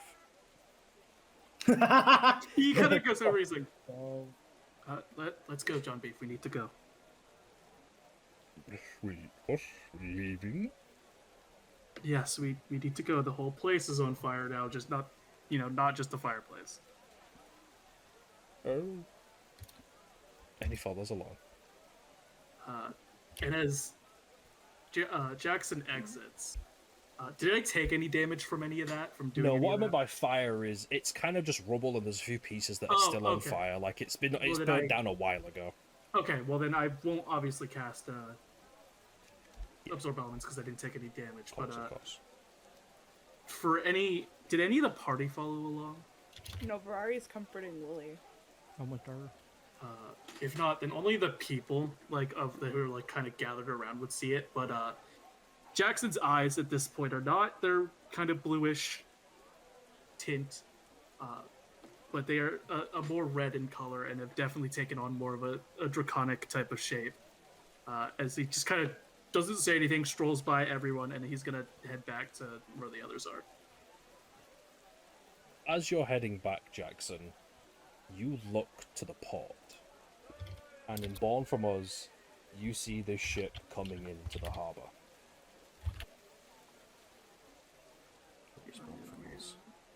I cannot post this, disclaimer, this is artwork I do not yet have permission to show on content, but I will soon.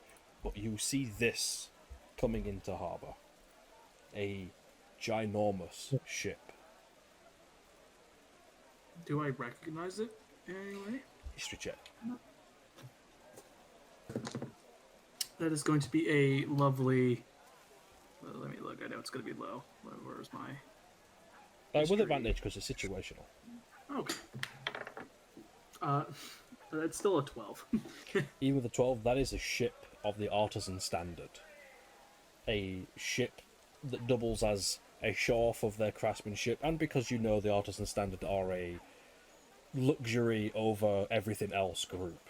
Lavish. It's almost like a pleasure cruise for crafters as it comes into harbour. Okay. I still go back. You head back to Willie, who has steered himself and rubs his eyes, and he goes, I don't know where she took them. All of them.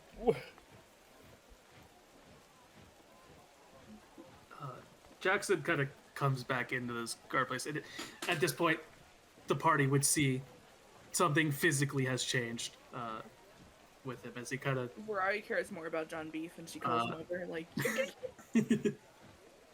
John Beef kind of ignores you, Ferrari, and goes underneath Willie. Oh.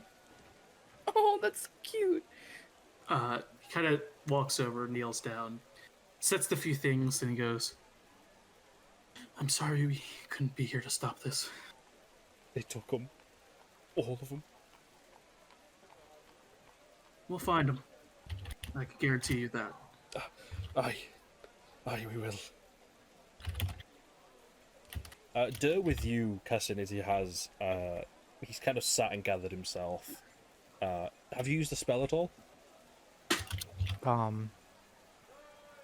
Which... Goodberry? Yes. No, I was giving him the good berries I have. Okay, yeah, he's had a few and he's kind of caught himself, and he goes, alright, first, gather the troops, we maintain a garrison. That's a good idea, right? It depends on what you want to do, because a lot happened on our little trip. Tell me all about it once we've got things under control. And okay, so would my message be able to reach them? It's 120 feet. Yeah. Can you see us? The target here's my ship overall. Because I think it has to be someone you see, correct? You're familiar with the target and know it beyond the barrier. Okay. So I think I just have to know, generally. Mm-hmm. Well, I know where at least Willie is, because I could probably hear him. Yeah, so I know Saturn's next to him. Me and Dur are trying to figure out a plan. What's happening up there? Ferrari will message back. Willie's family's missing. Dur, they took Willie's family, and as at least what we just heard, his wife is dead. When we were getting dragged from the lighthouse, we saw a lot of people rounded up into carts and pushed out of the city. The captain waved it away as some kind of prison. I don't know. They've been... I forget the term, but they've been using the bodies for their god. There was a ritual happening, and they would... I guess their souls would be used. We discovered a name, and I confronted her, and all of this happened. We have a list of names from the Adventuring Society and other names that have been crossed out, and the 3 people that they were there and they were working with her. Okay. So let's get all regrouped and head to the inner walls. Most of the ones I trust should still be there. A lot of people didn't follow her. When you were being dragged away, they all didn't support her. And there's a few people that are still on your team. This is some sense. And I will say, you all gather up, and you all head up into the inner walls. Just get the rain there real quick. Excuse me. And no, I do not apologize for the trauma I've committed this day. They will all die. That's for sure. They will die. There will be a crusade against them. Their god will die by my hands if it must. Right, we all ready? Ready. You head into the inner city. Let me quickly fix this for our camera. Ferrari's leading Willie with them, and she's like constantly checking on John Beef. John Beef looks a little different. What looks different about John Beef? He looks ignited. Oh, Little tufts of embers are coming off from the tip of his tail and flicking off the ends of his ears. looking quite spiffy there, John Beef. An unfamiliar tone leaves John Beef.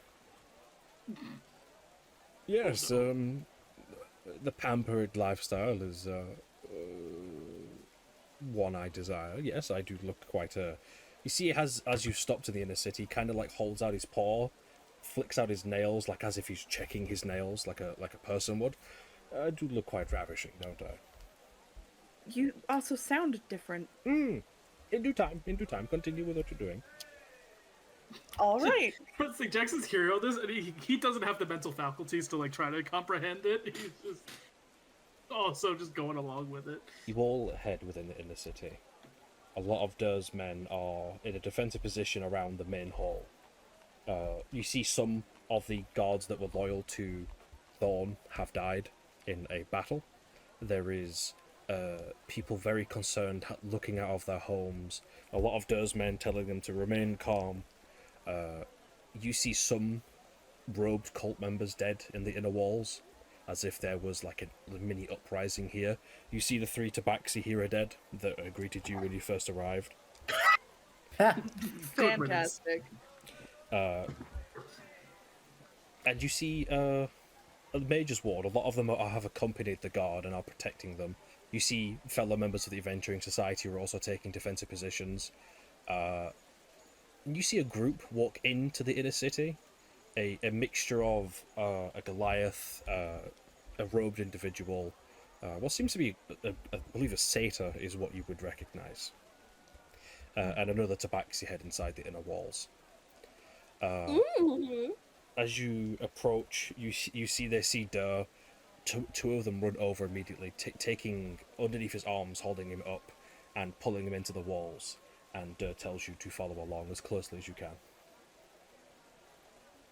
Definitely, for sure. Definitely. You're all inside the inner walls. People here are being healed. They are being bandaged up. This is kind of like almost like a little refugee point of people that were attacked. And you hear him ask, "What happened to the city?" And all you hear from one of the guards, "Massacre, sir."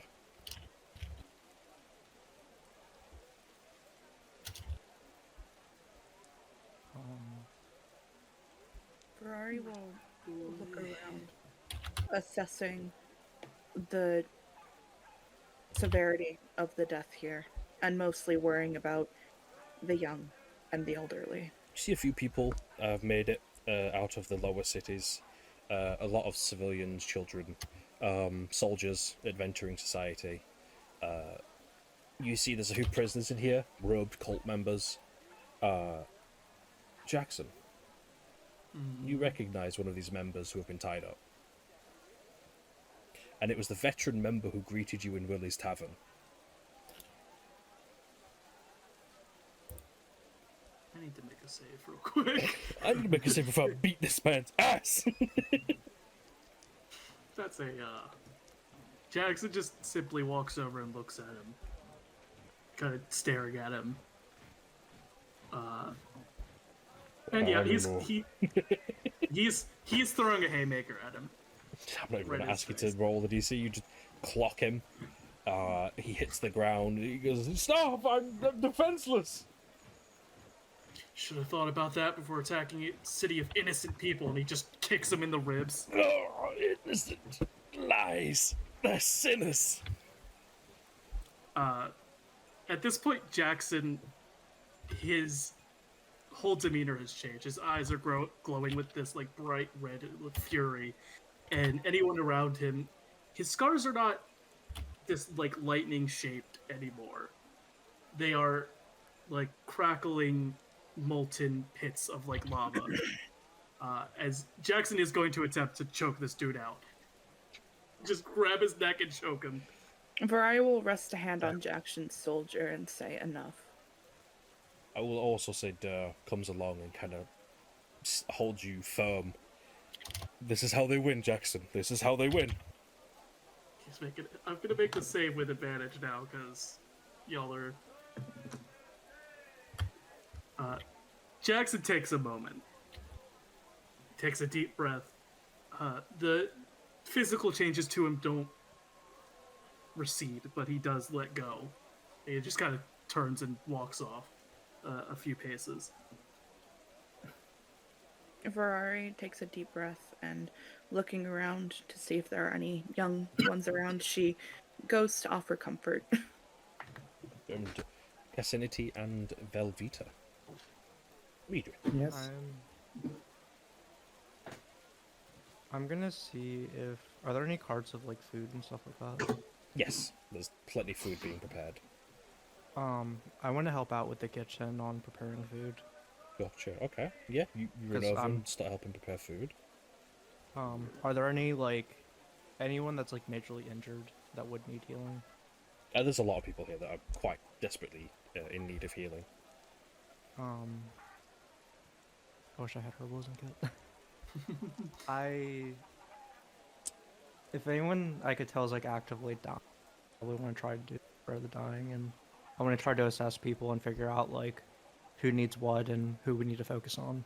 Okay. Yeah, and Velvet, what about yourself? I don't know. Fuck. Don't make me I'm scream. gonna Don't make me post scream. in the Born From Us what Jackson looks like right now. It has the new clothing, unfortunately, but it does a good enough job of like showing what he actually looks like at the moment. You should lock in, Velvet. Lock in. Hey, Whoa, what jeez. do you mean? We're going from Smash.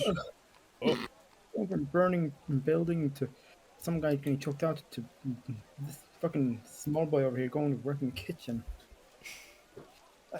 Ferrari I will will- look over at Velvet and like tilt her head, calling Velvet over to come help with the children. Let me describe the scene to you, Val. You're in the inner city main hall, the founding city. You see a lot of the people here from the attack within the city. The refugees have come here. There are soldiers guarding the door, along with mages and adventuring society members. You see Cassinity tending to the wounded and preparing food. Virari offering comfort to children who are quite upset and terrified of the situation. Jackson is getting a stern talking to from Durr, and you're stuck there. You can decide you can leave, you can go about the city, you can do things here.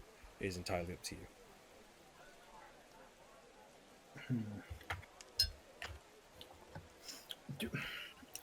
Did I figure out what that thing that was looking at my brother was? You recognized it as a kind of like the captain was using your own fears against you, and it's kind of the fear is him. He didn't go out in the best manner, and you didn't have the best relationship.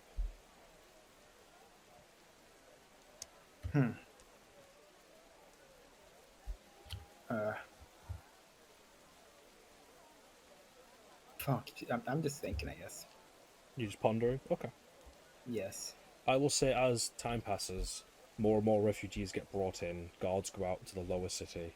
You get a report that the lower city has been secured. People are returning to their homes. The cultists and the not traitors, all you hear Dur called them the misguided. Are arrested and brought in. Some are killed and buried. And eventually you're all sat just with Dur and yourselves within the main hall, having a meal prepared by Cass. Varara, you've made a couple new friends with the children. You've been dubbed. Let's make up a name real quick. How long has it been, by the way? Just kind of in time-wise. It's been about 4 or 5 hours. Yeah, Jackson has definitely settled back to his normal look by then. Has he settled down? You, Varara, you've been called Feathered Sister by a lot of the kids here. Hey, yo! Cass, you've been. You haven't been able to work with so many ingredients in a long time. You've made some lovely dishes. Willie, after collecting himself and calming down, he's offered you a job at his next establishment. Jackson, you've gathered yourself. Sparky has very and truly tried his best to cheer you up. Not breast; he does not have breasts. Velvet, you've been thinking and pondering about. I'm going to say about your brother. You know, you're thinking about the relationship you had, and now it's time for a lore dump. Editors, could we get a lore dump in Comic Sans in the middle of the screen? You think back to your brother when he was alive, and one of the last moments you had with him. You were preparing to go fishing, as you come from sort of like a desert, but more of an oasis within a desert, and you're preparing to go. Weren't we trying to leave that night, that day? Mm-hmm. You think back where you were putting the guys up to go fishing, and you were telling your brother that you have it all under control, that you have this and you understand, and he said a line to you that has stuck with you for a long time. And it's quite simply the very childish reaction of "you never let me do anything," and you ponder back to the times that where you went out adventuring before trying to leave, and where you did practice your skills of being a thief and practicing with a sword, and how many times your brother asked if he could train with you, and you said no, and you kind of get hit with this level of guilt that maybe if you did let him out and come with you, maybe he would have been able to hold his own when he was grabbed that day. Ah, fuck. You're all sat around, and Dur's in much better spirits. He's had a few good grogs in him. He's smiling. A lot of the guard have come to him, and without hesitation, they are already calling him captain. The artisan standard have set up shop. They've landed.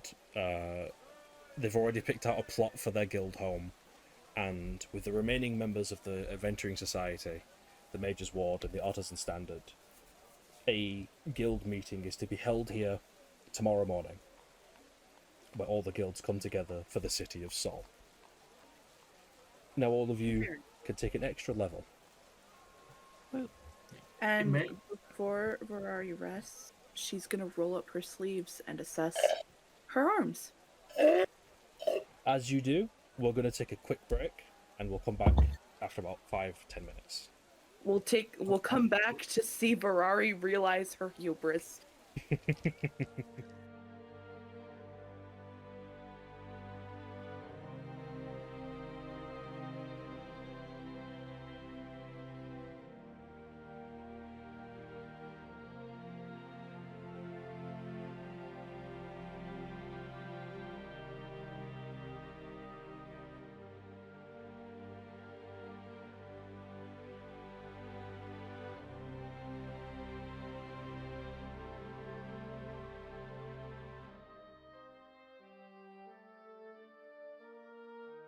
Hi there, folks.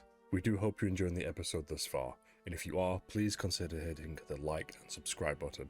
It helps much more than you know. Thank you.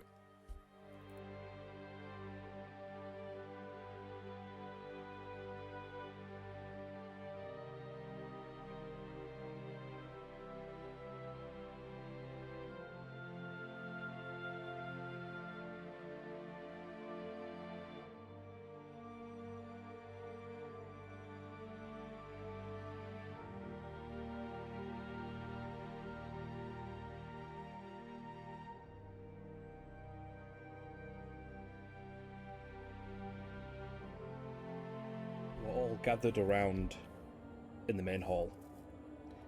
All of you feeling a little bit stronger now, ready to take on a lot more. Durr looks at you all and goes, "Well, I'm gonna get some rest, folks. You should too soon.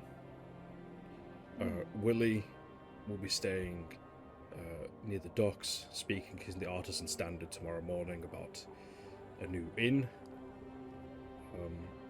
I'll have a reward for you all tomorrow morning."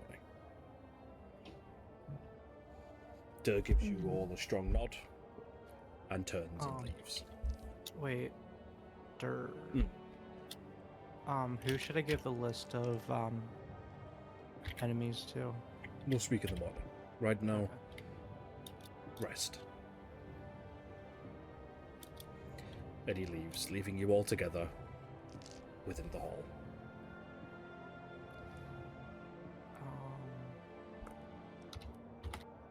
What do you guys want to do? Will excuse herself from the party to go find a secluded place to check in on the wounds she received while in disguise to see if they are still there. As you stand up, you see John Beef is underneath your little chair. She's gonna reach down and pet John Beef. He accepts the pet and goes, "You might want to stick around, dear. I have a few words to say." I just need to check on something real quick. He gets up onto the chair as you stand up and leans to you and kind of whispers to your direction. "Are you speaking about those marks?" Yes. "I will check them now." Alright then, and she checks them currently. You see where once was human flesh and a skin suit, where those marks were, your feathers are deep red, radiating an infernal magic.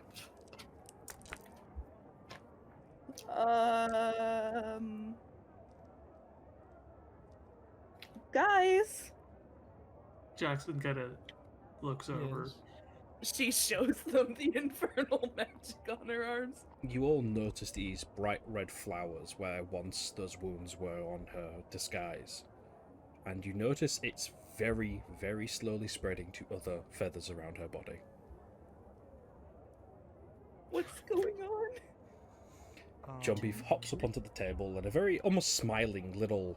By the way, just to clarify, John Beef is a black British short hair, if you know what that cat is.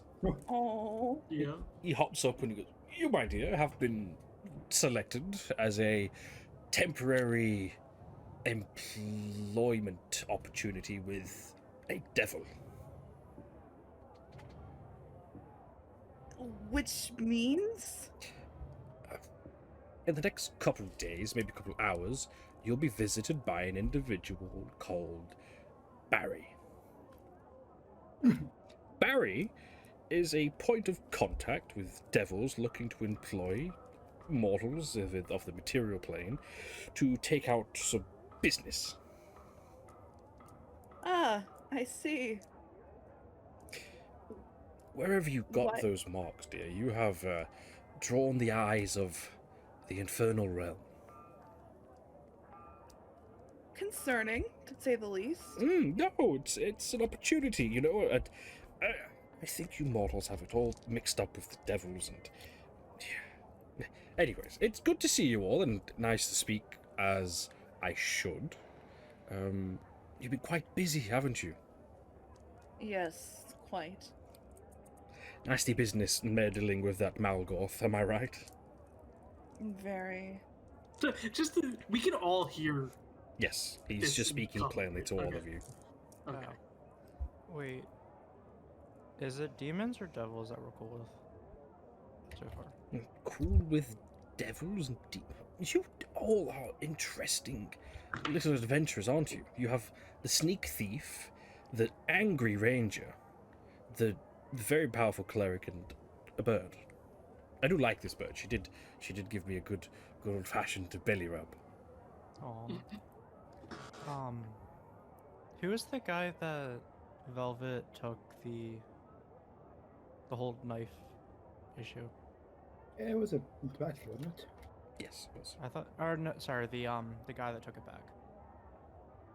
That was a them. A demon. Was Shut it a up. demon? Was it You're meddling with demons. Oh, gosh. Listen, demons. We're just nice people. No, no, never trust a demon. Then again, they do say never trust the devil. Regardless, devils and demons are Never very trust. different. Demons are from elsewhere, and devils are from the infernal plane. I am from the infernal plane, and I am a good boy. As long as they seek not to harm children or the law of nature, then Yeah, it is a devil. They care not for the material plane, just little contracts and dealings. Some of you must have heard of the infernal realm, just a little bit. but Jack's being like completely silent at this point, just like I spent most of my silently life seething. thinking. That like I basically everything he's been telling everyone, and they've been like, don't worry about it, is being confirmed in this case, and he's just seething. I just want to bake. I want to make people happy. That's all I care about. You're a I cleric, don't dear care what- boy. You should at least know the opposition, as he utters cat little quotation marks. Opposition is just the mean people. It's very vague. It is rather vague, but probably I best don't care that where way. you come from. I want to make sure you're fed as well. Respectable. I see why you bring him along. Right. Oh, thank you. Besides all of this, I have noticed that you have all been mixing and mingling with, he rolls his eyes, Malgoth cultists. it's actually where I got this from. Yes, it's a token of the Malgothians to have physical, almost like a tracking of an individual. The Red is very popular with his followers, have you seen in their ridiculous outfits? Do I have a tracking device on me? Of course you do, dear. You sacrificed a poor soul to Malgoth. You're practically his #1 fan. Did anyone else hear that? That's around us. Oh, it's just you in this hall. Okay. I just want to make sure they didn't Can realize I that someone in our get group this just off of sacrificed- me? No, dear, you've made a commitment. I'd like to undo my commitment. I have commitment issues. John is very aware of who knows what, and he turns and sighs to Jackson. You didn't tell them anything, did you? These group have a habit of not listening to anything I tell them. Hmm. So you do know what you've done is probably permanent and probably going to get you in a lot of trouble with Malgoth.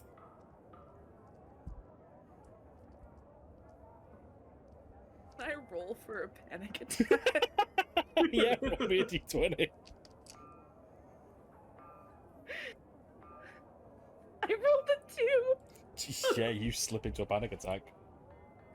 Ferrari starts hyperventilating.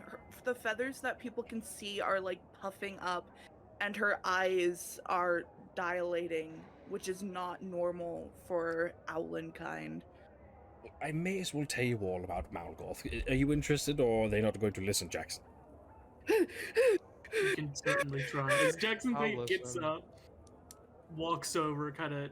Where is Ferrari just like sitting on a chair or something at this point? No, she's standing because she Uh. stood up when she went to go pull her sleeves up. Yeah, he kind of goes over, kind of takes a seat, and then kind of like slowly pulls her like onto a seat, kind of lays a hand on her shoulder. Kind of the little bit of anger that he was getting again just sort of subsides, and he goes, "Well, find a way to sort it all out, Ferrari. It's all right. No need to panic." Panic? Well, it's probably befitting to panic, because Malgoth, my friends, Malgoth is a cunning and charismatic devil. A master of manipulation, if you will, and temptation. He hails from the depths of the Nine Hells, you blah blah blah, you know the rest. He schemes with influence into the material plane. He has a, as you've noticed, a legion of devoted followers. They're kind of like conduits for his power. He needs physical bodies with the material plane to have influence over others. I don't know if you've seen the fellow. He's appeared a couple times within storybooks and old legend, but he's a tall and slender devil.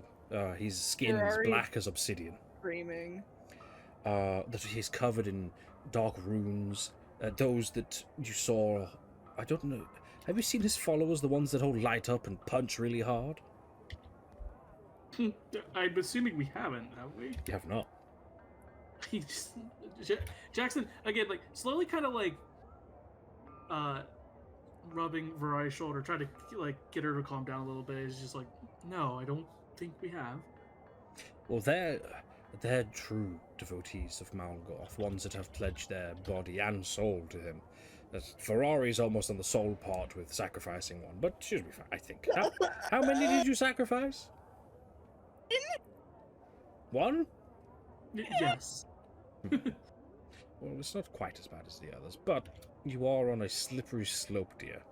And if you don't follow through with your end of the bargain, he has an individual he likes to send out for those who don't quite meet the end of their deal. You'll be fine, Varai. Just rubbing her shoulder again.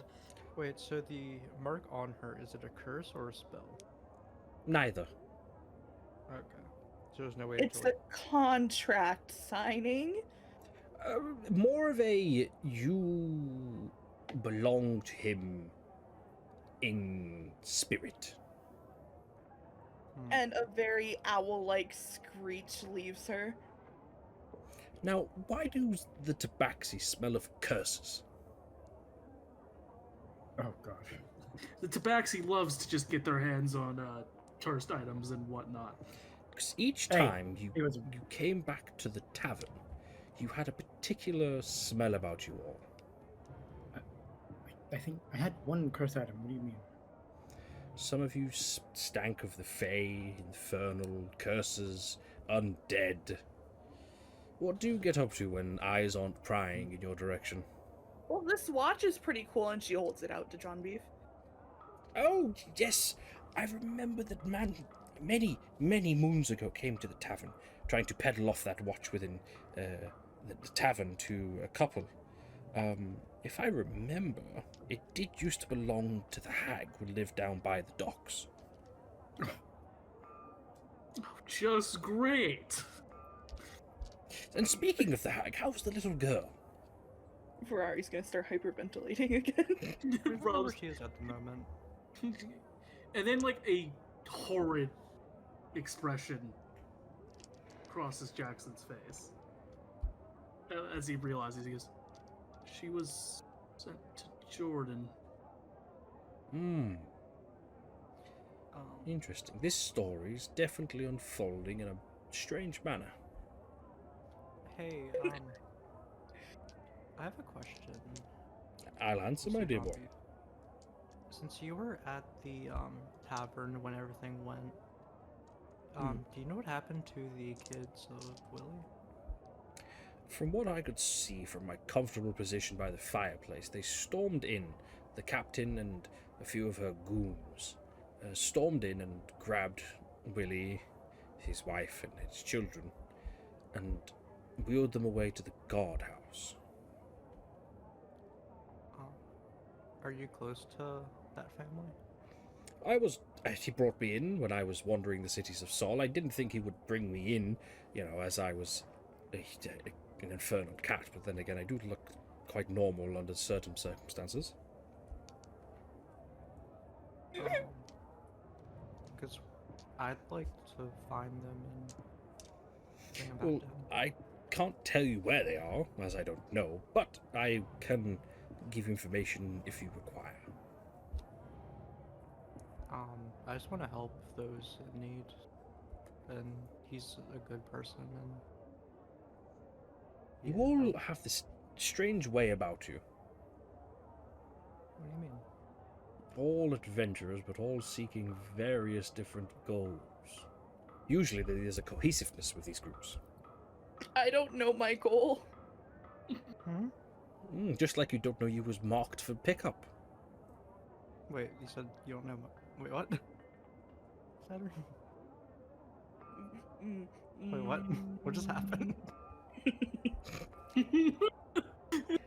And this Tabaxi, the silent type, look at her over there, scheming. She does not say, talk I much. do not That speak. is. Ferrari's gonna take several deep breaths and try to calm down. Tell me, Tabaxi, your little adventure here. What? What about my adventure? Why is it you travel with this group?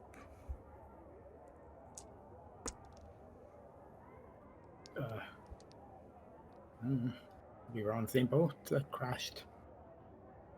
Haven't had anywhere else to go yet.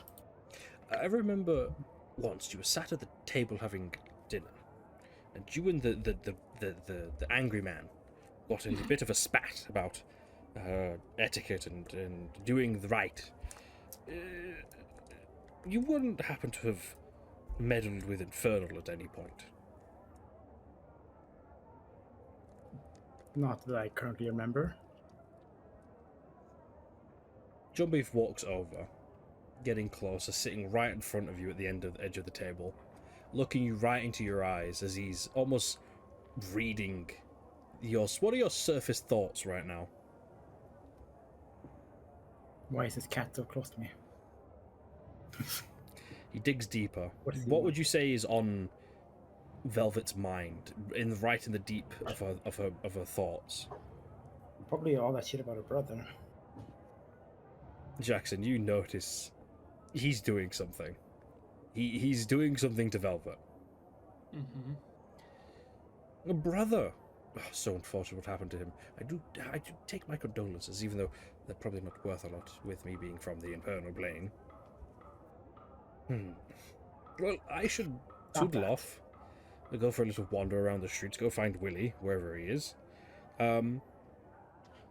Farewell to you all. Good luck.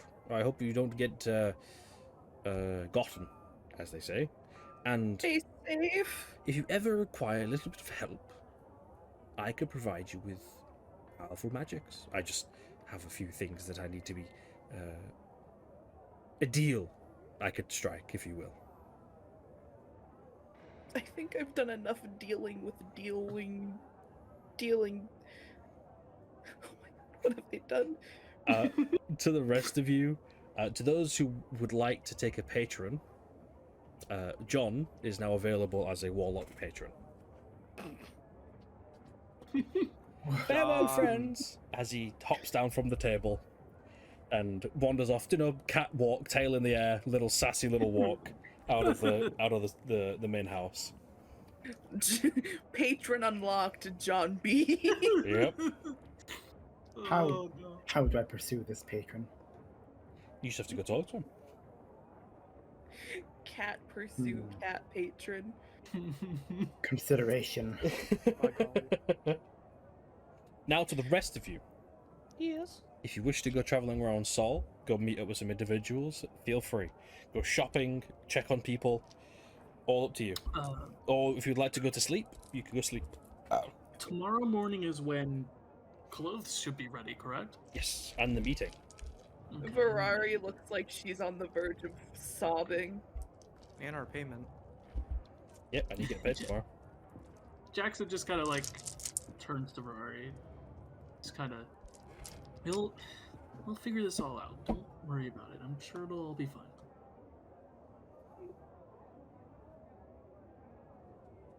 This does not bode well for any of you.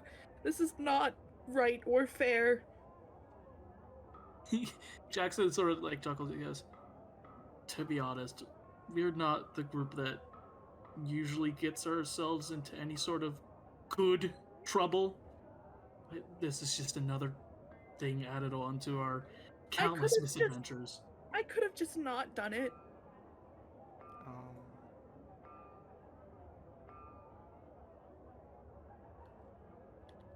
Are you gonna say something, Michael? Michael. I'm checking with Ryan to check DMs. Hmm. Can I do that? Wish. I'm going to cast command on Rari to calm. Command word calm. We need some divine intervention. Ferrari's gonna immediately relax. To all of you, would you like to go get some rest? Yes. I think so. Yes. All Sleepy of time. you may take a long rest. Okay. Can Can you what? can I try to talk to? Well, do I have to physically talk to John Beef? Or can like Yes, because you got to try to strike a deal. summon him in my mind? Nope, you gotta find him. Go out, find him. Well, if you want to catch up to me, just left. Like you guys, we can catch up with everybody when they wake up tomorrow morning. If you want to rush off and go find him. Okay, but if I do this, I will still be able to get a long rest. Yeah, push again.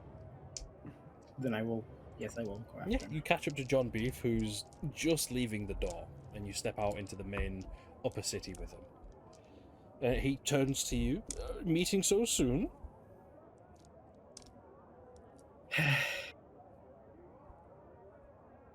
You're. Oh, I'm not used to asking for help. Fuck. Clearly. No, be quiet.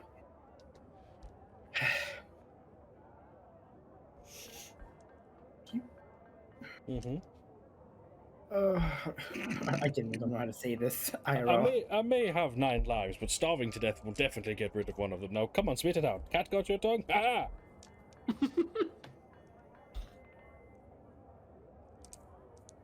Okay, 'cause I he's a want.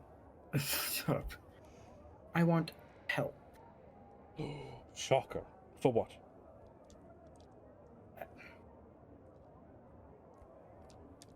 Fuck, what would the reason be for me to want that? I don't know. Are you taking me up on my offer that I gave you earlier? Yeah, Mm-hmm. I suppose you could say it like that. So you wish for a little power, a little bit of the upper hand. Yes. Well, if that's the case, I do have a contract that we have to go through. Oh. Oh no. A deal has to be struck. Now, I'm not like other devils or infernal. I'm not going to make it an inescapable odd where you are my servant forever and ever, because I don't have time for a mortal servant who will perish within the next 60, 70 years. I just want to be of assistance and try to change the opinion of devils. And that means. Do you exactly want what- help? Yes. Say please. Are we really doing this? Yes. I'm listening. Fine. Can you please help me? Of course, dear. Right. I will draft you a contract. All you need to do is sign your name. Mm-hmm. Now, player to DM. It's a pretty simple contract. I'll send you one that's more in depth soon, and we'll put it into the video here for the viewers to read. But you are not in debt to John.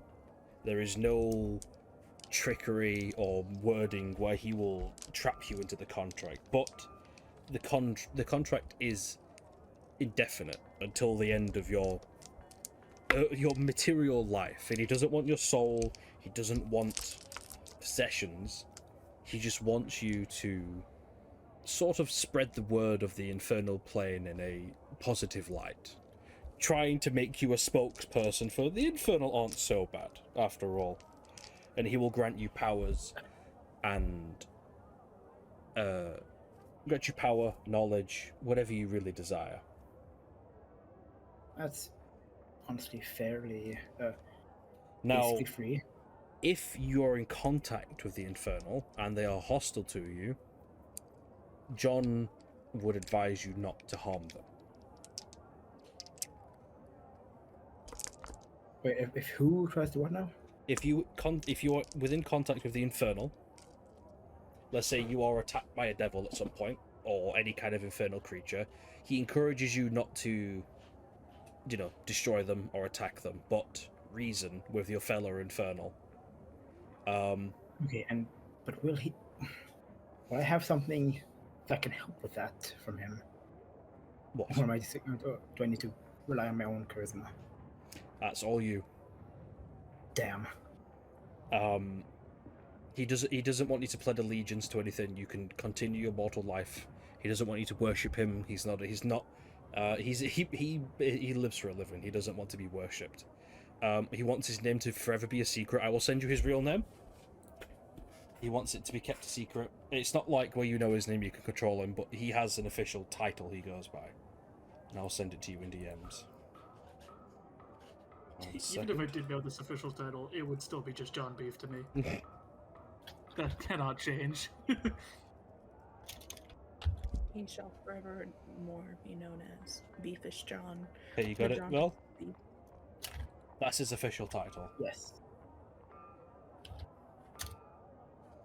The last bit being the more important bit. I love it. He looks to you. He gives you a little cat, not a wink, because cats don't really wink, but when they do something that's very human, he gives you a little nod, and a flick of his tail. You can take Eldritch Adept as a feat, and if you wish to take a 1 level in Warlock, you can also do that. Okay, but then I'll have to be still level 3. Mhm. Well, Level- no.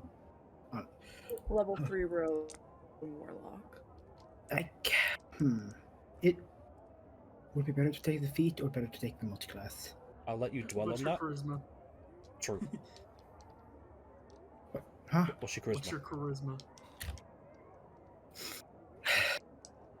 13. I mean, Not bad. Not bad. Won't be the Listen, best Warlock. I didn't do this to be the best warlock. I know my charisma's bad. So, It's up would to the you, multiclass or the honestly. feat be better? I'll let you dwell on that, as all of you can now take a long rest. Yippee. Yippee. Now, Rennie, you all awaken. with all due respect, I can't dwell on something if I don't know what the difference is. Then take the feat. I recommend the feat. Okay, I'll do that. But to the rest of you, you awaken. You're given temporary lodging in some recently built houses within the city. You awaken, fresh and ready, and to your surprise, the delivery of your clothes was brought to your door, hand-delivered by Dur and Willie. Ooh. Wait, what? So, to all those who made themselves new outfits, to all of those who sent me some new models, feel free to post them in Born From Us, and we'll get them sent to the editor and get them on screen of your fresh drip. Yeah, let me get that, because I sent the angry version, but I don't actually... I know I sent you the model for the normal version, but I'll post it, a picture just for it. John Beef is so cute. Yeah, imagine that, but instead of orange eyes, it's more of a rich red, and the tips of his ears and the tips of his tail are also a little red. Get that picture from Born From Us. Then Like my what outfit's literally just dyeing my beard.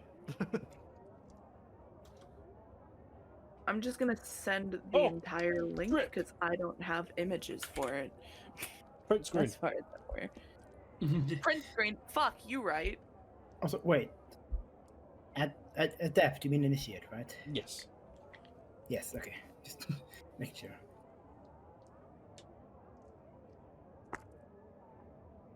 Is there anything specific I would get from John B for to just choose what I want? There will be some things in the future. I have an entire patron guide to John Beefus Beef. Yes, okay. But I get 2 cantrips and a spell. Do I No, that's totally do up I to you need to decide. choose There specific ones? will be custom spells he will give you on his own when you do things for him. Okay. Would you guys like to know the official name of John Beef, or would you like to keep it secret? I kind of want to keep it a secret. I don't... Yeah. I want to know, but at the same time, keeping it a secret is funny because I want Ferrari to just forever, me, player Ferrari, and Ferrari to forever known him as. We just Ghelfi. got meta deep. We reached a We new just level. got we reached new levels, bro. But to carry things along, you awaken well rested, a little sore, a little traumatized. As yesterday washes over you, you awaken, get into your new clothes. Durr quickly stops by and lets you all know the meeting begins very soon in the main hall. Dress best and be on your best behavior. Side eye to Velvet. Bombastic side Bomb. eye. I'm Side not eye. changing my clothing. I'm not changing. Damn. I'm gonna stink this bitch up now. Ferrari's gonna get changed, and she's Sounds more like gonna she's gonna wash herself, and she's gonna try and scrub out the markings on her flesh. Nope. Fuck. Willie has prepared you dinner. Well, breakfast, sorry. He looks a little shaken, a little concerned, but he's a soldier, an ex-soldier. He's tough as nails. And he lets you all know this will get you going for the morning. Whoever consumes it, you can take inspiration, and you can use it whenever you wish. Yay, I got inspiration. Now, would you guys like to head off to the meeting? Yes, Ferrari will. Yes. Very good. yes. You reach the inner city. Outside is heavily occupied by guards who have changed the colours of their uniform. It is no longer a deep orange. It is now a gentle green, with a sliver of blue along the seam of the Adventuring Society. Let's go. Jackson, you recognise that as when a guard garrison is low within a city.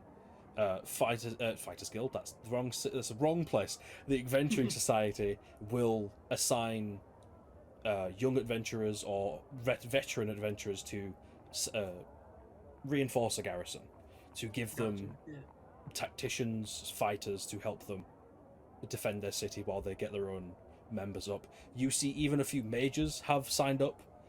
They're all dressed in their combat wizardly attire. You do see a little Theodore rushing inside with bundles of scrolls and papers into the main hall, accompanied by a shadowed figure. And inside, you see on this grand table all the guilds have come together.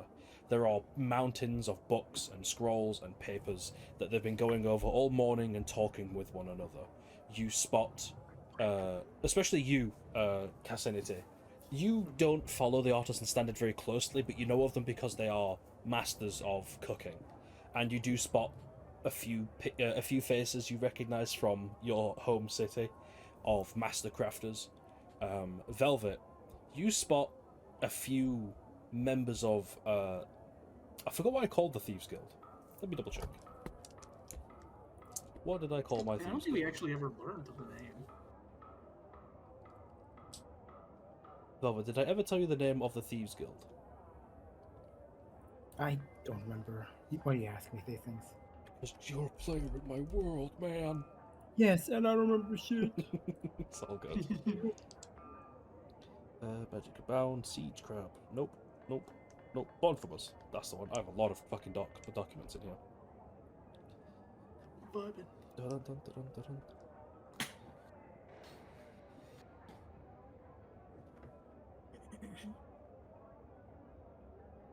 Ferrari's sleeves are The pulled Thieves all Collective. the way down. That's what I call them. The Thieves Collective. You spot a few high-profile members of the Thieves Collective in here, kind of supplying not black market goods, but means to travel unseen and safely throughout areas. Jackson, you obviously spot a lot of veteran members of the Adventuring Society here. You spot a Minotaur that you can only guess from a few stories is one called Rendell Yuldras. He's an original member, one of the founding members of the Adventuring Society, but in recent years has grown rather distant.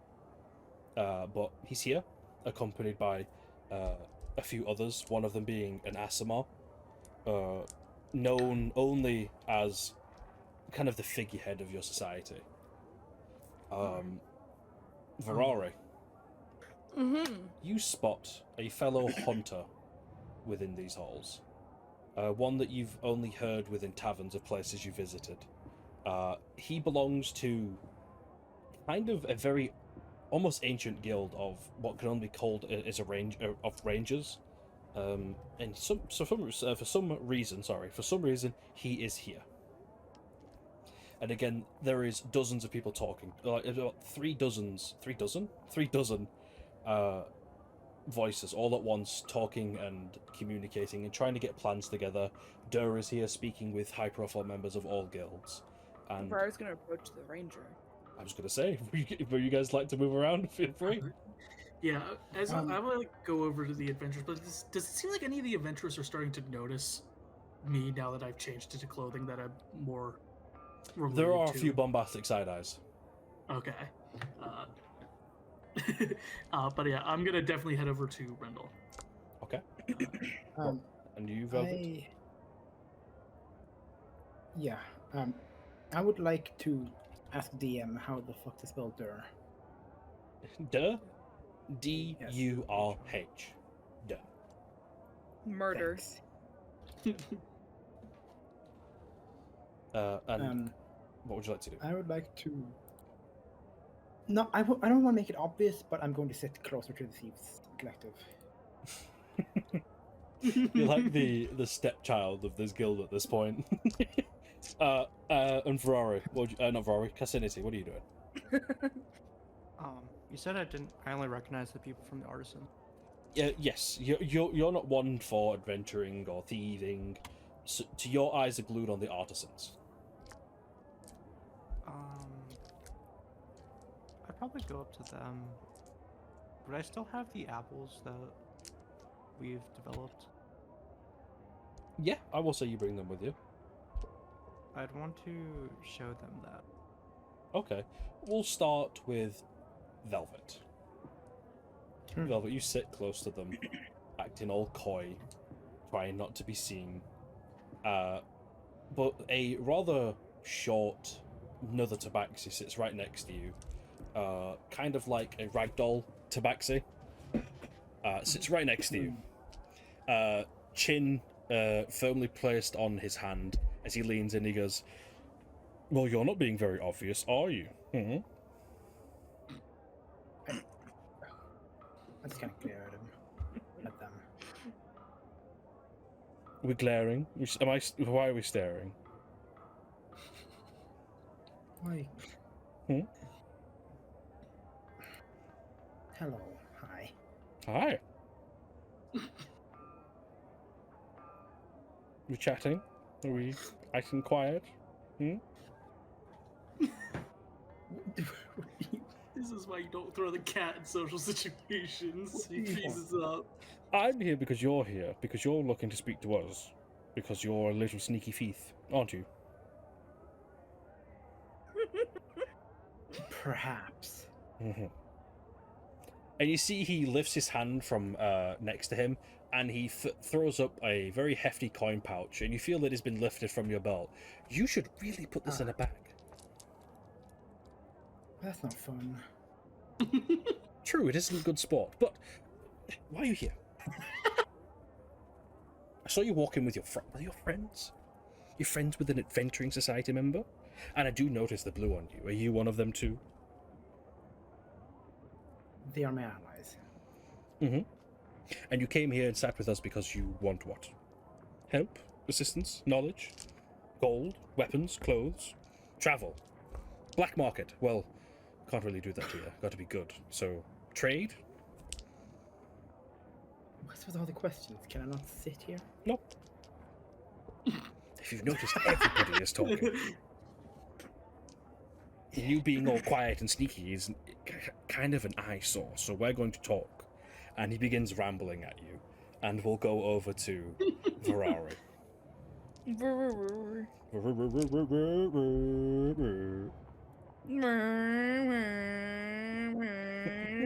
So you wander over to a pretty prestigious hunter. Good day to you. He turns, and you've only seen the back silhouette of the individual, and he turns, and he is a elk person. Smashed. I'll him. get you a picture of this elk person un momento. Yes, dear. I was just curious. I have only heard of stories of you. You see, he lets out a sigh of like, oh, this again.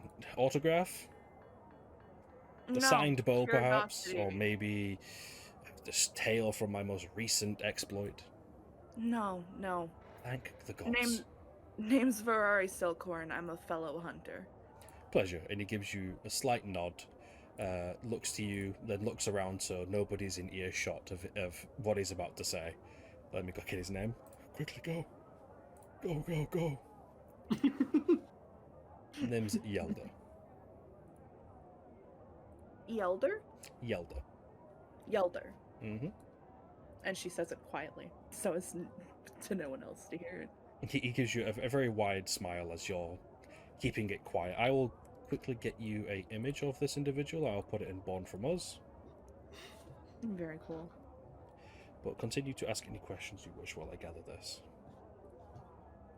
She will immediately shoot off with, what is your most interesting beast you've ever encountered? Doesn't necessarily have to be one you've encountered in combat, but one you've seen with your eye. That would have to be a displacer beast. Ah, I've only heard of them. Have yet to encounter one myself.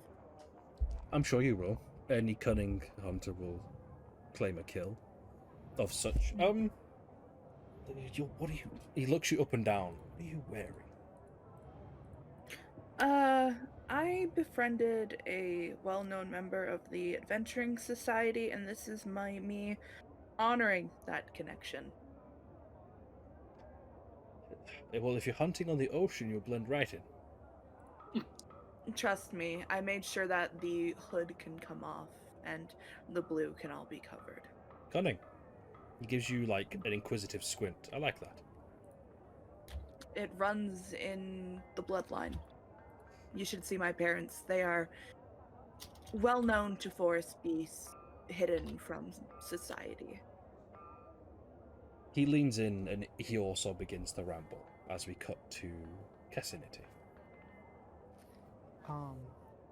And did you say if I recognize the people or just recognize? Yeah, you recognize a handful of very busy gnomes around a round table filled with papers and scrolls and schematics. No, you just got no. And also they've looked like very generic gnomes with the little vests, the blue shirts, and the pointy hats. But a lot of them are wearing very complex devices on their wrists and their arms, all going over the schematics, and they are hyper aware. Very busy crafters. They look up and goes, yes, boy, continue, talk. What is it? We're busy. Boy. Okay. Busy. Well, I'm gonna pull out of my bag the electric that I have. A lot of them Alright. don't notice, but one looks up and raises a monocle, and then the other monocle. It's like an extended monocle for zooming Yeah. in, and he flicks one down to get closer, and another. What is this? Well, I've been working with a friend who Mhm. uses, I guess, spirits, Mhm. and which ended up eating a seed and would grow this apple, Mm. and May we're I? using it for food. May I? Yes. He takes it and very quickly goes over it, rotating around, feeling its shape, its edges, looks up, really gets really close, gives it a sniff. Can I bite? Yes. Takes a big crunch, and he's very pleased with its taste. And where did you procure such delicious apple? From the land here, as well as a mix of with one of our companions. Mmm. And what brings you to this meeting? Every bite, he's just talking through it. Well, since it's new land, there's a Mhm. lot of animals that can be used, and a lot of new fruits and vegetables. So The Sort of land is mixing ripe myself for with the- picking. It is. mixing myself with the artisans and the adventurers because I noticed the blue. It's very different. This is delicious.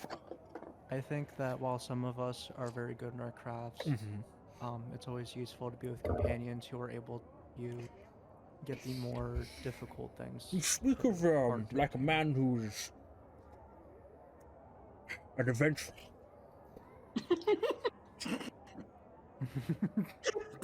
that specific way he's an adventurer gave me such Grinch vibes right there. Like, Adventure.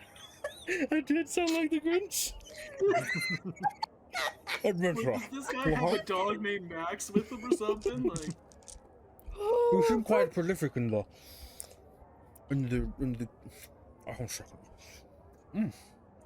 Come sit, my dear boy. Sit. Have more of these. Are they older than me? Much older. Okay.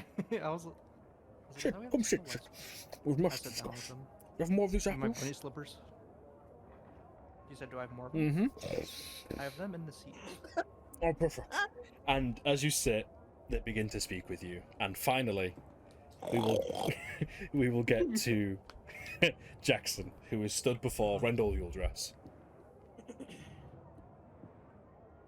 what is the scene? What are they like? Is he talking with the? He's like, face of the observing guild or- other figureheads of the group, other members, almost reporting like, yes, many of our adventurers have turned to the cults. And he's just pissed. This is a grumpy boy. I'll also post him in Born From Us for those who need to catch up on his vibe. And Rendell does not wear the blue. He wears the traditional red of the Adventuring Society.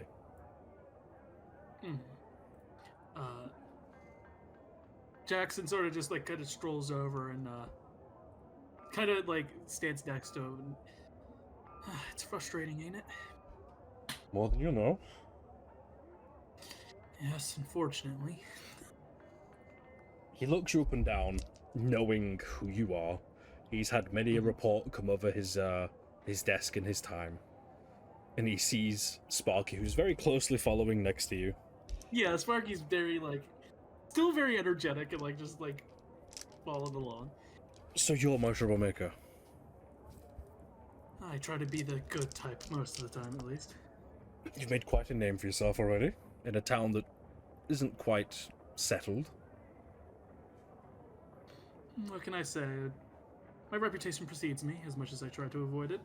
He gives a smile as a brief moment of he's finally been able to talk over something that isn't the downfall of his beloved adventuring society. I notice you with your compatriots. Yes, they have been good company past few days. Am I to believe that members of our group turned to a cult, killed innocents, almost destroyed a town, and executed their captain? Yes, seen a lot of evidence of that, and oh god, I thought I wrote the name down. What's the name of the dude I saw that was like very prolific? Like, The one who was reported to The finding a live Tarask. yes, Let me see if I posted it in this chat. because Calthar. I know I Calthar. Calthar. Calthar. Yeah, he just goes. I saw Calthar personally. For a moment, Rendell turns to you, raising a brow. I haven't heard that name in many a moon. I was just as shocked, but I saw him with my own two eyes, and it was definitely him. Good to know. I suppose you have questions. What's the general plan they're bickering over now? And he kind of like turns back to face them. Last I heard from interjecting was a guild house, marching a garrison to Jordan, and then settling there too. Not a lot of action, just a lot of paper pushing and management. Not my forte, really. He kind of nods and goes, well, I've heard some things have been going down in Jordan. I have there was an individual there that helped us that may have been taken. And I have personal matters to see there as well. But Child. I just went to see if you've made any decisions. It seems like it's just a lot of bickering in it. It's all a lot of. Honestly, when I was at the helm, it was a lot more action. But then again, we were much smaller, less influence. And you say actions do speak louder than words, but they've forgot what action is these days. Yes, I see that now. He kind of looks around and he goes, "Well, at least there's still a few good ones out there." That Dur is a good egg. Can I like turn to see where Dur is at? You see Dur is currently laughing, not with guards, not with other guild members or figureheads trying to settle things, but with commoners who have come in and just trying to see what's going on. He's chatting and just having a good kind of. You see, he's in his element. He is being a voice for the people. He is someone to turn to. Jackson like turns and looks. He goes, "One of the best. I think this city will be much better off with him here than the previous captain." I agree. Well, suppose you want to chat with these chatters. I will. I'll go make my rounds with the other guilds. Yes, I suppose they'll probably have orders for me, and I know a few of these fellows have noticed me and probably be asking for some sort of autograph or whatnot. Rendell extends a hand. Jackson will definitely take it and shake it. Come see me. Next chance you get, I'll be at the docks preparing for the never-ending building supplies that are coming for this guild house. Will do. And with that, everyone, unless you have more questions for the characters you've interacted with, we can end it there. I'm good. Sounds good. Yeah, no. I don't suppose the guild is selling anything. At this moment, they're very busy with just trying to settle. They don't have any established place of business. Okay, never mind. Oh wait, did he pay us? Yeah. Would you like your reward? Yeah. Don't look up. I will say, in between your meetings and talks, Dur comes to you individually and gives you 500 gold each. Oh, Jesus. He tells you these were not from the city. This is from the personal coffers of Captain Thorn. I'll take it. No. I'd Thorn- gladly take it. Thorn want her does have some dagger. unique weapons and unique items that she had on her person. I will describe them one at a time. One is a hidden blade, which is what she used to try to gut Jackson with. I definitely could go to Velvet. With 3 bottles of the sleeping toxin. She had 2 scimitars that were +2. One was +2 and one was +3. Ooh. Jesus. Ooh. Her armor was a +3 leather armor. Please, can I have it? Please, can I? And Yeah. she did, in fact, have a legendary item necklace. I want it. I'm a magical boy. You said what was a +3 scimitar? Yeah. I will gladly take that. I don't suppose since the artisan, RRR. I don't suppose they would know what the item does. The necklace. The necklace? I can. No, I'm going to tell you. I just need to go find it. Ah, okay. I just want the armor. I think the armor is neat. I just want anything that just makes me a better map. For the most part. He just quickly grab it for you. I should have had it sooner, but I'm That's stupid. +3 leather, right? Nathan's gonna dual wield scimitars. No, I need my shield, but I'm gonna keep my longsword just because it's a personal item. But that scimitar +3, it's gonna deal 1d6 +6 damage. That's Awesome. nuts. Vel, that would probably be good for you. And just triple checking there's- leather +3. Huh. What about me? Well, there's a scimitar +2 if anyone wants it. I'm not taking both of them. Are scimitars dexterity or strength? They are light weapons, so I think they're dex. Yeah, they're finesse. They're dex. I wonder if I should use that since I Well, if you want if to, that's symbol weapon, if that's considered. because hold up. I do 1d6 plus 6 damage with my cane sword. All I'm looking for anymore is literally just anything that gives me just like spells and safety. Do you want the scimitar +3? Because honestly, I'm a strength based, dude. I'm a Um, strength-based gal. I'm a dex-based gal. So yeah, I'm I sure you didn't get realize it was a finesse weapon. I'm not gonna take that. Just I'll so the take it, scimitars then. are up for grabs. Can I take the +3 and you can have the +2, Michael? well, I only have a 13 dex. So this Mm. necklace was called Malgorth's Embrace. Oh, The properties of the necklace, it's not cursed, this is just that's just what it's named within the lore. gotcha. This I've written down, this exquisitely crafted necklace is adorned with a shimmering symbol of Malgoth, embedded with infernal gemstones that glow softly with inner light. It is said to be forged from the last heart of Malgoth before he was fallen by a fallen star, blessed by celestial beings. Properties. It has something called Spell Guard Aura. While wearing this necklace, you have advantage on saving throws against magical effects, spells and magical effects, and channel Malgoth's energy. As an action, you can expend one charge from this necklace to cast a cast from the following list of spells. It is Cure Wounds at a 3rd level, Protection from Energy at a 3rd level, and Guiding Bolt at a 3rd level. Hey, yeah. You have an optional item as well called Arcane Reservoir. If you desire an additional magic aspect, the necklace could have an Arcane Reservoir once per day. You can cast. I'll send it to you. Okay, that's a lot of words. We need to Yeah, decide who's is- getting the +2 and who's getting the +3 scimitar still. I will DM it to you, Vel- Michael, because I feel like you're the one that's going to take it.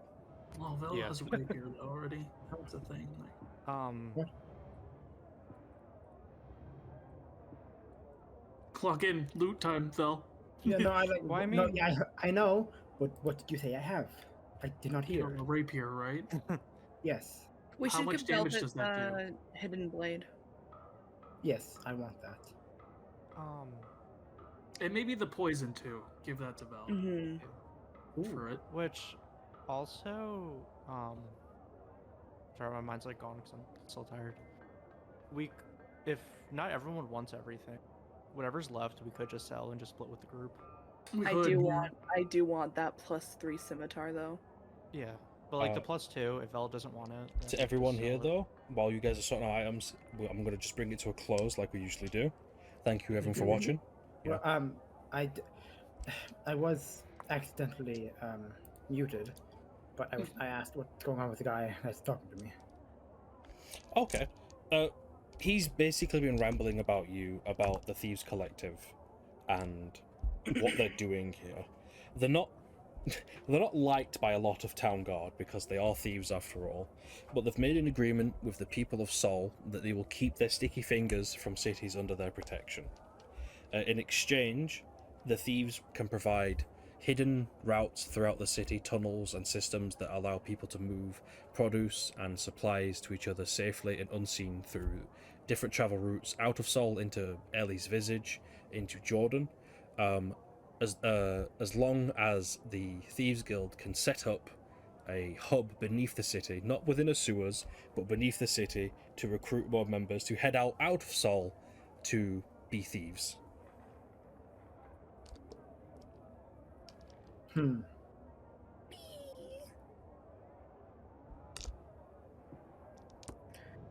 Sylvie, Stop. Sylvie. Oh, hold on.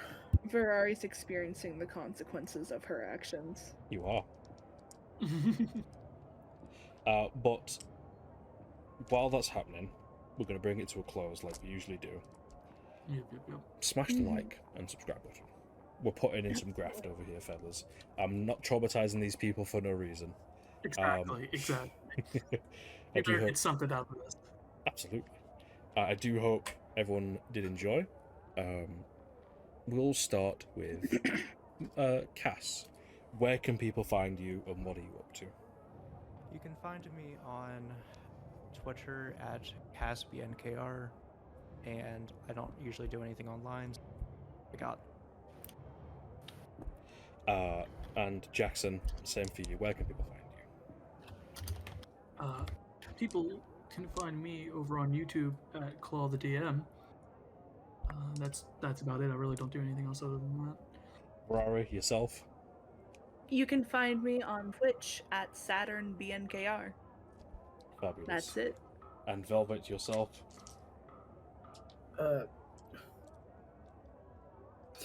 First of all, I completely forgot what happened because fucking guy came in. But yeah.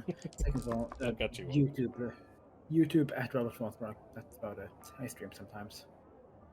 Fabulous. And obviously, you can find all of this and the campaign and its players in discord.gg/bunkercore. All videos Yes, will be sir. posted to YouTube. Thank you all for watching. Again, like and subscribe. And we will see you relatively soon, where our party will be a little less traumatized. Yay! Bye, everyone. That's all. Bye. See ya.